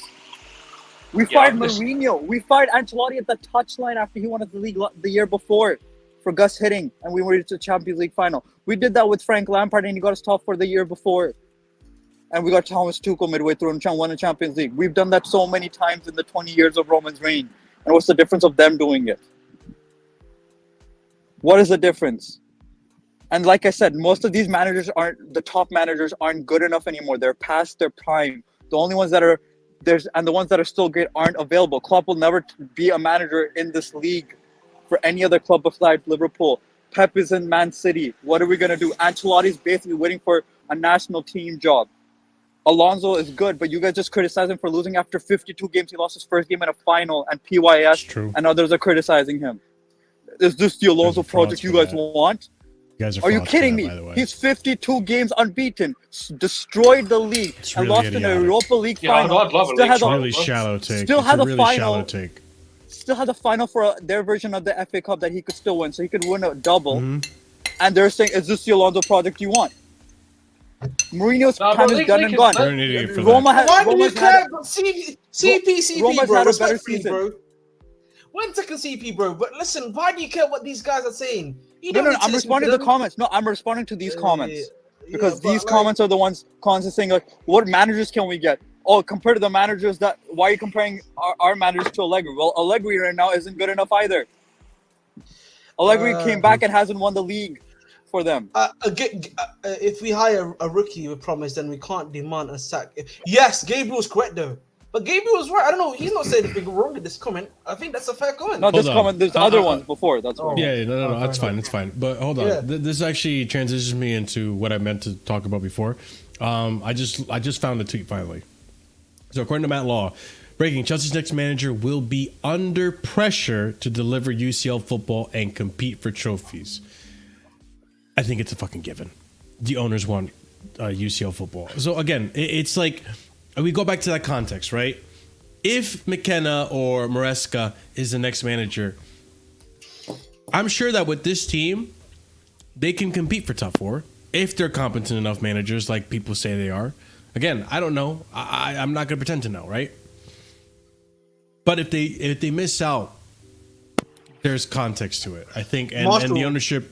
I think are going to take into consideration context. Go ahead, Amr. The issue I have, Marshall, with this comment is then why are we targeting McKenna and Maresca? That's what it comes down to. Because I think they think he's tactically better than Poch. We're gonna have less injuries because of the way they train. They're hoping that they don't fucking run these players to the ground like Poch has. So technically, our injury record should be better. So the players we have in terms of squad depth should be better anyways. And since we're only 5 points behind, we shouldn't fucking have every player. We shouldn't have 10 injuries every week, right? So we should have more resources in general to challenge for top 4. And if we don't get top 4, but we win the Europa, that's good enough too. But we have to get top 4 because we have an unknown in Klopp, right? Klopp has left. We don't know how good Klopp will be as well. So we don't know how Liverpool will be, right? Yeah, but again, I don't look at the outside competition because we need to still focus on us first. And the reality is, if this is what you're asking for and you want that to be the optimal outcome, then for me, I'm not sure if again Maresca and McKenna is the right option. For me, I'm not sure then why you're just not trying to finish off the De Zerbi deal. Do you think De Zerbi's good enough for it though? That's what I mean. Do you think De Zerbi's good enough? The problem is the reason why I can at least say De Zerbi, I know at least De Zerbi's gotten Europa League football for his team. He's gone Europa League football for his team, and he's gone at least far in the Europa League, right? So on some level, on some level, the fact that with a shit Pochettino tactic team, we've only been 5 points off top 4, and I know De Zerbi has better tactics and will work better with the team. I don't know about that. Probably makes more sense. I just than genuinely to don't know have about that. I think with Deserbi, yes, I would. But I would here's the say- thing. Here's the thing, Ahmed. Here's the thing. Here's the thing. Real quick, Chris, before you go, and I do want you to go because I haven't heard you speak. But I think one thing you're leaving out, Ahmed, is that why would they bring in Deserbi when one of the main culprits as to why Pochettino got the sack was that not the sack. Now I'm saying it. Why Pochettino and Chelsea have parted ways is because there was a misalignment of philosophy. Do you think Deserbi's going to come in here and actually agree with the philosophy Chelsea's trying to go? So again, I think so. From answer the question. No. That's why I'm getting to it. Right. So I think for me, the issue I have is that apparently the reason why he wasn't happy was to do with transfers. Apparently that was his issue. Apparently Deserbi, and like he was losing players, and then the players they were bringing in, according to him, weren't good enough. Does that make sense? So at Chelsea, with the way we're scouting and the fact that we're not going to be losing players, we're not Brighton, bro. It's unless a crazy club like Real Madrid realistically only comes calling, we're not losing players, bro.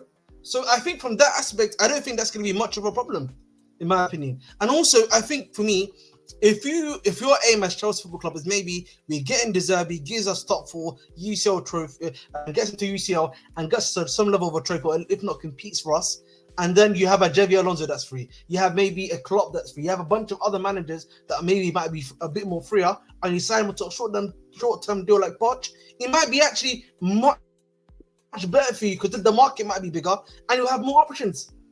Again, I'm just looking. I'm also trying to think about the idea that maybe you take him on short term, not long term. But again, that's just me. I just think that's counterproductive to what the ownership want. They want a yes, project. because they want a long term. Yeah, they want a long term vision. The problem is just another 1 year the problem is but for me, I personally don't believe McKenna can do it. I personally don't believe Moreski can do it. I'm sorry to say that this is my opinion. Okay, hold on. Let me ask you something. I agree with the Leicester manager, by the way. Yeah, I agree. Yeah. Listen, but let's get something out of the way. Let's get something out of the way. Wait, Ahmed, wait. Let's get something out of the way. I'm gonna send CNET the link. Is that okay? No. Do you believe that this isn't a call-in show? Oh, you guys are all part of the panel. Yeah, fair enough. I forgot. And no offense, CNET. I'm sure you have plenty of good points to say, but again, we're almost at 3 hours. I'm gonna try to wrap it up soon, and on top of it, it's not a call-in show. Do you is there any manager that we don't know about that you think could actually get the job done? That's not Deserbi. Like, let's be honest. Like, do you feel it's Deserbi because that's the manager you know? No. Well, what do you mean by we don't know about? Do you mean on the short list or just in general? Because if you look at the guy, because if you look at the whole, I'm gonna look at just a Chelsea list here. Sebastian Honeb, he's a 1-season wonder currently. Same with Mr. Michel. Michel, another one, 1-season wonder. The Ipswich guy, I just don't trust the experience. 2-season wonder. Yeah, he's not just experience of the championship again, and that step from. So what did you say? Also, Inzaghi's a 1-season wonder because he just won with Inter Milan. So that's a 1-season wonder. And Marasco's a 1-season wonder, right? It makes me think maybe it's not really a wonder. No, but you're not listening again. But I agree with you. I'm saying all of these managers, I agree. All of these managers, I agree. The problem I'm having here is Deserbi, for me, the only reason why I can say maybe him is because, again, he's worked with the players and he was able to do something with them. That's the only reason why I'm saying maybe with him, and he doesn't look like as bad as the rest. You know what I'm saying? That's why. Okay? And again, the other thing for me is that, you talk about Inzaghi. Inzaghi was still playing good football the season before. It just that, of course, he was facing an AC Milan team that won the league that season. It was just much better. Sorry, Napoli. Yeah. My apologies, Napoli. Right. So that's what I'm trying to make. The problem.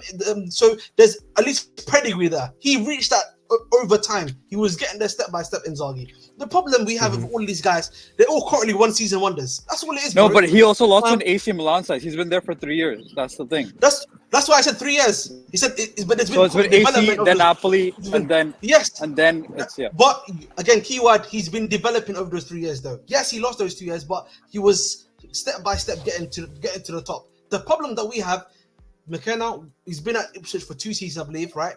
And he's only been in the Championship. That jump from Championship to EPL let alone championship to top 4 club, top 6 club in the EPL is going to be crazy. Same with Fonseca, all right? I keep calling Fonseca's Moretzka, right? I deal with those takes. But with Hoynes and Michel, I disagree. That's where I disagree, right? With Hoynes and Michel is where I disagree. Because Hoynes has gotten second in the league with Stuttgart. I will give that a shot. I am sorry. He has gotten second in the league against, and the only reason he's second is against a Xavi Alonso side that's undefeated. So no way he would most likely be first if there wasn't an undefeated squad like Xavi Alonso's that happens once in a century, basically. Okay, you got a guy from Girona, and this was the same Stuttgart side that was relegation fodder when he took over last year. Very similar to Emery. He built that up because he was hired mid-season last year, and he took them up from relegation fodder to second in the league. But the problem is, Sebastian Hoynes. I would Union give Berlin. That. I'm sorry. But I would that risk happened that. also to Union Berlin. Yeah, sorry, go ahead. I was saying, but that happened with Union Berlin too, my friend. Union Berlin, I think, came either 3rd or 2nd, if I'm not mistaken, last season, and now they're just beaten relegation.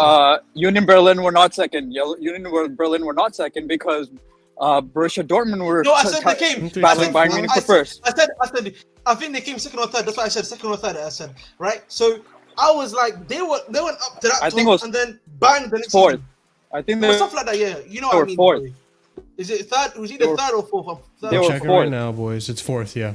Yeah, but similar this is trajectory. Yes, it's it's similar trajectory. but it's different. Though. But it's similar. But it's different. How so? It's different because Stuttgart has toppled the best team in Bayern Munich. On top of that, they have also topped, just like Xavi Alonso's team has topped the side that's been winning the league for 12 seasons in a row. I hear you, bro. They were fourth. They got 4th to that same team, right? But again, bro. I hear you. But the key word of why I'm saying they're currently one season wonder, because again, there's been no pattern. I've seen season 1. I need to see season 2 and see if they remain the same. But here's the thing. Here's the thing. There's a risk with that, though, right? By the time you see season 2, another club will be there to scoop him up. Because we were saying the same thing about Arne Slot and Ange Postecoglou. Oh, there's not enough to see. I want to see season 2 and Arne Slot and so on and so forth. He's a one-season wonder. PSV won 1 league. That's it. He's won 1 league. He's a one-season wonder. But Liverpool got taken by Michael Edwards Liverpool. Is down for that. Yeah, Michael Edwards is ready to take that. And Michael Edwards, by the way, which the whole world of football respect as one of the greatest football directors in the world, made that Liverpool team what it was and got Klopp to the pedigree that he reached, right? He's the one that, without hesitation, said Arne Slot. He's the next one. So I'm saying, listen, and I said this earlier, right? I said this earlier with Poch, and to an extent, I meant it. I'm willing to take a shot in the dark for almost anyone over Poch because I was so unconvinced by the football of Poch. And now, especially after what I've seen at the Athletic articles, I'm so done with Poch. I am so glad he's over. I'm so glad he's done. For the sake of our players' careers and their health, I'm willing to take that risk, and let's see what happens. Let's see what happens. That's the wrong mentality to have. I'm sick of people saying, oh, because this manager is awful, let's just get anyone. This player is bad, let's just get anyone. No, it has to be the right manager, the right person. No, I get that. Not just anyone, because then we'll end up with a manager that's better than Poch, but still bad. I want the right guy to come. The right guy, and I believe he will make the right appointment. I believe these guys are actually doing their due diligence properly. They're learning from their mistakes. No one's going to give them credit. Dickhead Chelsea fans still want to do their protests. But these guys are actually doing their protests. Just the easy appointment, the easy thing to do, Marshall, would have been sack Poch and bring back Tuchel, or bring back Mourinho, or bring Conte. That would have, or buy out Simeone's contract. That's the easy thing to do.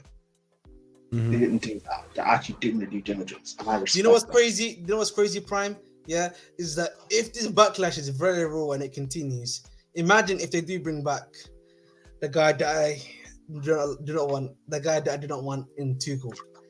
Imagine they already reported Tuchel doesn't want to come back to Chelsea, so you're fine. No, but that's my point, Marshall. They're doing their due diligence. They're not doing the easy way.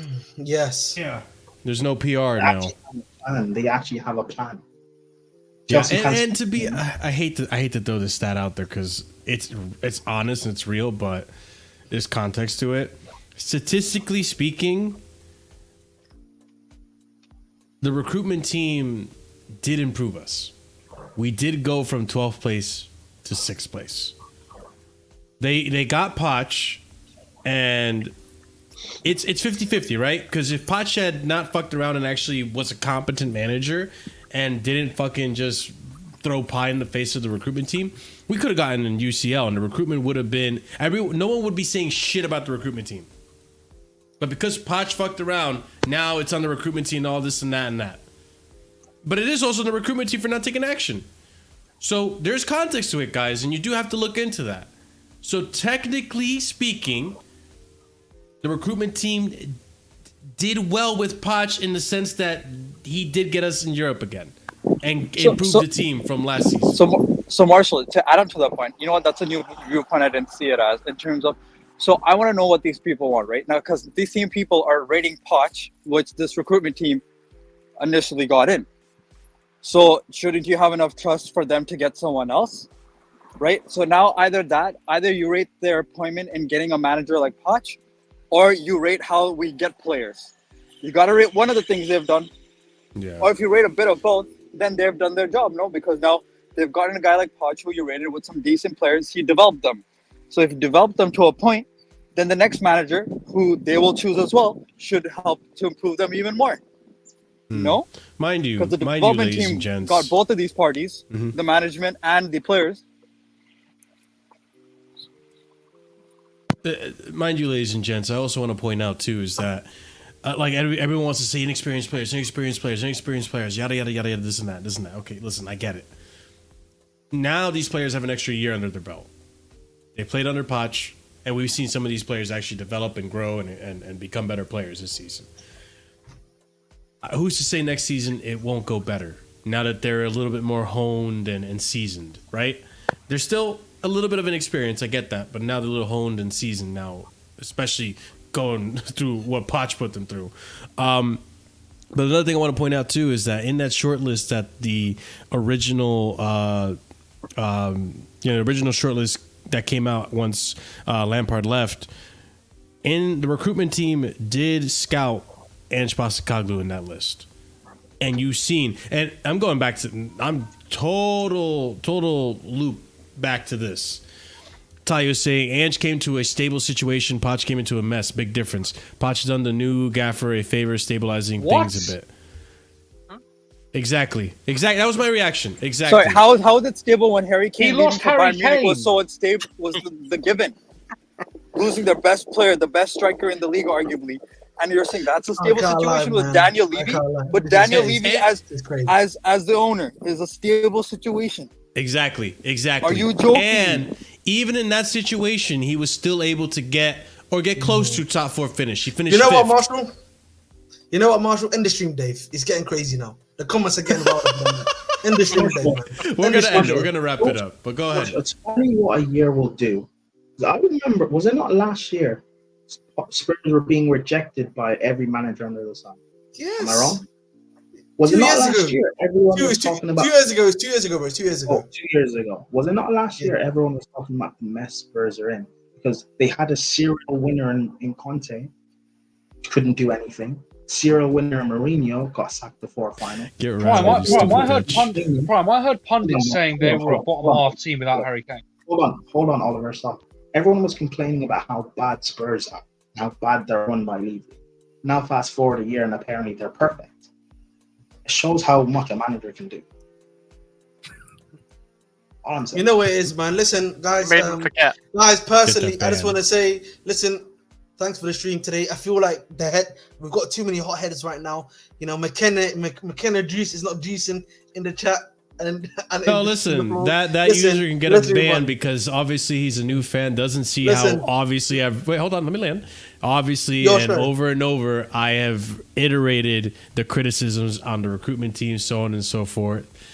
Guys, if you've been to the show before, you know we've criticized the owners, we've criticized the recruitment team. I even earlier in the stream criticized the recruitment team. But if you want to take the little snippet that you just heard and pretend that you heard everything because you have 2.5 chromosomes more than the average person, then by all means, go ahead.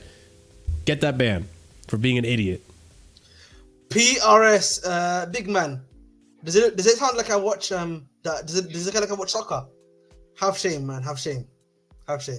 Please. Have shame. I'm sorry for anyone who calls it soccer. So what? What is this little imperialistic bullshit pulling with us? Okay, shut the fuck up. Okay, and I'm Canadian, not American, anyways. Even though Marshall's American, and nothing's wrong with that. We're allowed to watch different sports. Marshall's not American. Some of our Peruvian. You guys listen to our and I'm Indian too. So we call it football too. So there you go. Shut the fuck up, whoever this is your PRS guys. Get that band PRS and suck my dick. Because he was also saying like we're giving props to the recruitment team. No, we're saying if you're mad at firing Poch, these same people, this recruitment team chose Poch, who you guys like. So then shouldn't you trust him enough to choose the next guy? That's all I was saying. Exactly. I'm using your logic. BRS, I'm just showing you how stupid you are and you're a hypocrite. That's all I'm trying to point out. Listen, and in this show, I'm just pointing out all the variables and all the perspectives. Like even Curry just said it just now. He never thought about it the way I just said it with the whole.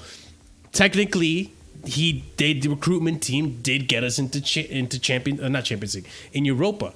Well, not yet. In Europe, let's just say that. I'm just giving another perspective. Am I happy with the choices? No. I wanted Tuchel. I wanted Hansi Flick. I wanted fucking oh my god! This football club. I would put my 2 cents. I want Sarri, but sorry. Thank you, Chris. Thank you, Chris. I wanted Sarri. Wait, let me just land, dude. I wanted Sarri. I'm not happy with these picks. I'm just saying. But at the end of the day, you know what I'm doing? I'm looking at the rest of the footballing world. Look at what Liverpool are doing. Did they get a fucking Thomas Tuchel? Did they get fucking a Sarri? Or a Hansi Flick? No, they went for Arne Slot. And who got Arne Slot? Michael Edwards, one of the best directors of football in the world, if not the best director of football in the world. What do you have to say about that, you dumb fucking cunt? Probably nothing. Marshall. People look at what Arteta's doing. Look at what Ange Postecoglou's doing. What other world-class manager are you going to get? Don Carlo, who's going to Brazil to retire pretty much? That's why you're a stupid cunt, and that's why you can't say anything of value in chat, and that's why you're banned. Eat a dick, you sad excuse of a fart. People forget that, like, the 2 seasons ago with Potter, even though I would have, and a lot of Chelsea fans would have sacked him a lot earlier, they gave Potter time to try and fix it back into Europe. They sacked him when Europe was completely done and off the table. This season, with Poch, even though I would have sacked Poch much earlier, gave Poch the time to fix it and get back into Europe. I gotta commend them for doing that. At least, listen, I wanted them to sack him in fucking after United. I'm pissed they didn't do that. Well, you know what? Poch got us back into Europe. So the owners were right to stick with it. Yeah, in a sense, yeah. So what makes you not think they won't stick when they find the right manager? I think they will. I believe they will. I believe they'll get the right guy. And you know who's taken risks in the past? You know who's also taken You know who's also taken risks in the past? Because Solomon said Perez is a sorry, my bad. Hold on. Sorry, apologies. Tranquilo, man, tranquilo. Tranquilo, mi amigos, tranquilo. Oh man, you're a Palace fan, shut up. Anyway, stop feeding I'm helping you. Don't help. You're a Palace fan. Don't help me. Anyway, stop feeding in. Obese face. Obese what? Obese face. Man perked up when you said that. Go ahead. Come on. You lost train of thought? Stop listening to rivals. Stop listening to big Chelsea accounts. So you kind of have to, yeah. Listen to us. The next few days, I recommend Chelsea fans go off socials and just relax. The season's over. Have fun with your families or your boyfriends or girlfriends, whatever you guys are into, and relax. Season's over. Take a bit of a break. Chill, because all you're gonna get is worked up by the dumb news from the journalists that's out there. All you're gonna do is get worked up by listening to the likes of Johnny and Eunice and the big accounts. All you're going to do is get worked up by even Lewis's channel because of all the arguments. Big up Lewis, I love being on his channel. All you're going to Love do is get Lewis. worked up. Even listening here to Casually FC, all you're going to do is get worked up. Honestly, take a break for 3 days. Relax. Touch And once the grass. appointment is made, Meet a woman. Make or a man, love. whatever, Get some bitches, man. Yeah, get some bitches, man or women. What the Curry? What the I can't fuck? tell Curry's laughing or the wind I'm is just laughing. going mad. Sorry, Curry, I had to mute you. until you just take a. Why is it always honestly, windy where Curry is, bro? honestly, He's in Canada, man. He's in the mountains. honestly, Go ahead. I keep saying this. These next few days, stop listening to everybody and just take a break Yeah. because you're just going to I get worked agree. up by these things and make things worse. Don't go to the protest because they're protesting because Gallagher's leaving. No one cares. Maybe Stop declare listening if to you want to the do man. that, by all means, go ahead. Go to the Listen to strip club. people. Stop listening to the streams because you're just going to Go get to the red worked light up. district. All right, chill out. Everyone. I mean, people laugh. Hey, people laugh. But if that makes you Yeah. happy, yeah. Honestly, you just take a break, relax. See Hey, when man. it's over. Yeah, go pregnant. How about that? If that makes you happy. Yeah, exactly. Get a family. Pull out. Always pull out. Divorce. Go get the milk and never come back, man. Live a life. You guys are making man. jokes. I'm actually trying to be serious. No, Yes, because listen, sorry. I know what you mean, bro. I hear you, man. Listen, at the end of the day, man, guys, what Prime is trying to say to you is literally this. There's no other way to say it. Yeah. Go touch some grass. No, What Prime and Ahmed are trying to say is your life doesn't revolve around Chelsea. Exactly. No, You know what I mean? I said it correctly. Ahmed is just being a Palace fan. Honestly, What do you mean? That's the term. Go touch some grass means get off the internet. Ahmed, you're a Palace fan. Ahmed, leave me alone. You're a Palace fan. Leave me alone. You wanted to give this guy the link. By the way, look at what he's saying about you, bro. Listen, He's man. saying you I go got my sit down and latte. drink some I got my milk. latte. I got It some does look like latte. milk, I'm not gonna lie. You know, a latte is majority milk and a little bit of coffee. That's what it is. I got that Man. Sceniac, man. I got it, man. Thank you very Man's much. got his Chi-Chi in a cup, bro. That's what he's got, bro. And guys, by the way, if we make a bad appointment, then you can get angry and protest. Yeah. But that's the thing. Like, let's wait to see what happens. I know. Listen. I am with the Chelsea fans in the sense that I am nervous about the next appointment. I am. I know you're not. I know you're not a Prime, but I just am because Pochettino. Up until the last 5 games, Pochettino looked like the wrong guy, and so I'm worried that maybe the next one might be wrong again. I have no. There's no real. When it comes to the managerial appointment, there's no real base foundation for me to trust. Oh, there is. There are reasons why I believe. But anyway, even that, fair enough. Or what you're saying, I understand that. But my thing is, wait until the appointment, and even when the appointment is made. Yeah, let's wait till the appointment. Yeah. Even when the appointment is made, and you're not really a fan, give it a bit of time. When Poch was made, and I was against it, people were telling me to give it time and drop the agenda, and I gave it a bit of time. But then when I saw Chilwell at left wing and Gallagher was our captain, I stopped. So until the next manager fucks up that badly, give it time. Not wrong. But that being said, ladies and gents, I think we're done. I don't know what else we can discuss. Can I just say quickly? I want to do a little plug, if you don't mind, Marshall. If that's okay with you. Tomorrow, if there is any news, you can catch it on the Bridge 258, of course. I'm back in the lab, like Dexter, as they say. You can come and find it there if you'd like. Probably be around about 9 p.m. ish. If anything bad happens, like you'll see me there. I'll be talking about it in a most relaxed tone. Will you be live? Will you be live? Yeah, it'll be live show, 9 p.m. Ahmed. So, are you talking about anything happening with your Nuggets? Is that what you're talking about? Your Nuggets getting out? Is that what you're going to be talking about? Anyway, what were you saying, Prime? What were you going to say, Prime? Go ahead, bro. Curry, asking about Ahmed's Nuggets is a major pause. It's a football team. It's a basketball team. It's a basketball team. I know, but still a pause. But Anyway, what were you saying, Prime? Ahmed, imagine going live all summer and you don't get to win your award. I hate you so much, man. I hate you so much. He can't survive another season, man. He can't survive another season. Yes, he can. can't, bro. He can't, man. You know what I'm saying to you, bro. He can't, man. That's fraudulent if he still has another season, bro. He will. But I will say on a final note, like Chelsea fans, I'll be honest with you. You guys just calm down, please. Stop the bitching and moaning and shit. Like this is what upsets me. The people last year saying, "Oh, our club is done. Our club is dead. We're getting relegated." Bro, we just made it into Europa League. And we made it to a cup final and a semi for the other one. Is that the sign of a dead club? Is that the sign of a club that's done?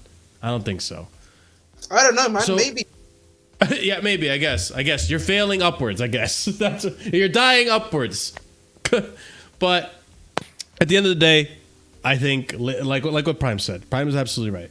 Let's wait to see what happens. Let's see what the next manager appointment is. If anything today, at least maybe I gave the Chelsea fans, or at least my chat, a little bit of comfort knowing that, hey, you know what? Marshall kind of or casually kind of did point out that every other team is doing it and they're seeing some form of success. Who knows? And I could be wrong. I'm more than willing to admit I could be wrong. We're not calling you casually. That's not your nickname. Two, some people call me you casually. say I'm right. You say I'm right. Yes. Now I'm right. Prime like that. This guy. But hey, I won on the reshames debate. I won about Poch. I need the hat trick. Get me my manager. Wait, who's your manager? You want? Shut up, Chris. Anyways. That's actually a question. But anyways, what I did want to end on is obviously, guys, let's see what happens. And we'll go from there. Listen, I was planning on taking a break for a week just to regain my sanity, but Chelsea obviously don't make it easy. So if a new manager does get appointed, I will find a day to talk about it and we'll discuss it as a show, because obviously I will do that, and then maybe I'll consider taking a break after that. We'll see how it goes, but obviously stay tuned, keep the bell notification on so you're notified whenever we do go live. Also be sure to like the stream. By the way, guys, I appreciate every single one of you for liking the stream today. I'm so happy to see that we are over 100 likes. The channel has been growing. I think we're only 4 subscribers away from hitting 2.7. So if you haven't already liked the stream or subscribed to the channel, please do subscribe because it helps us out tremendously. Hopefully I do see some returning faces because there was a few new faces today. Feel free to come back. We're five subscribers away from hitting the 2.7. So if you're new, if you like the content, if you like the discussion, be sure to subscribe. We're on our way to 3K. Let's hit 2.7. We're very close. We're going to be doing content all summer in terms of Chelsea news, the reaction to the games. We're going to probably react to a few things towards preseason, as well as Euros and Copa America, following some Chelsea players.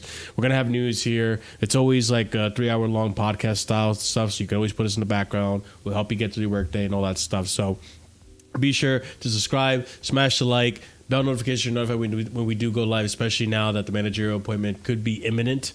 Also, a big up declared, and big up everyone in the chat.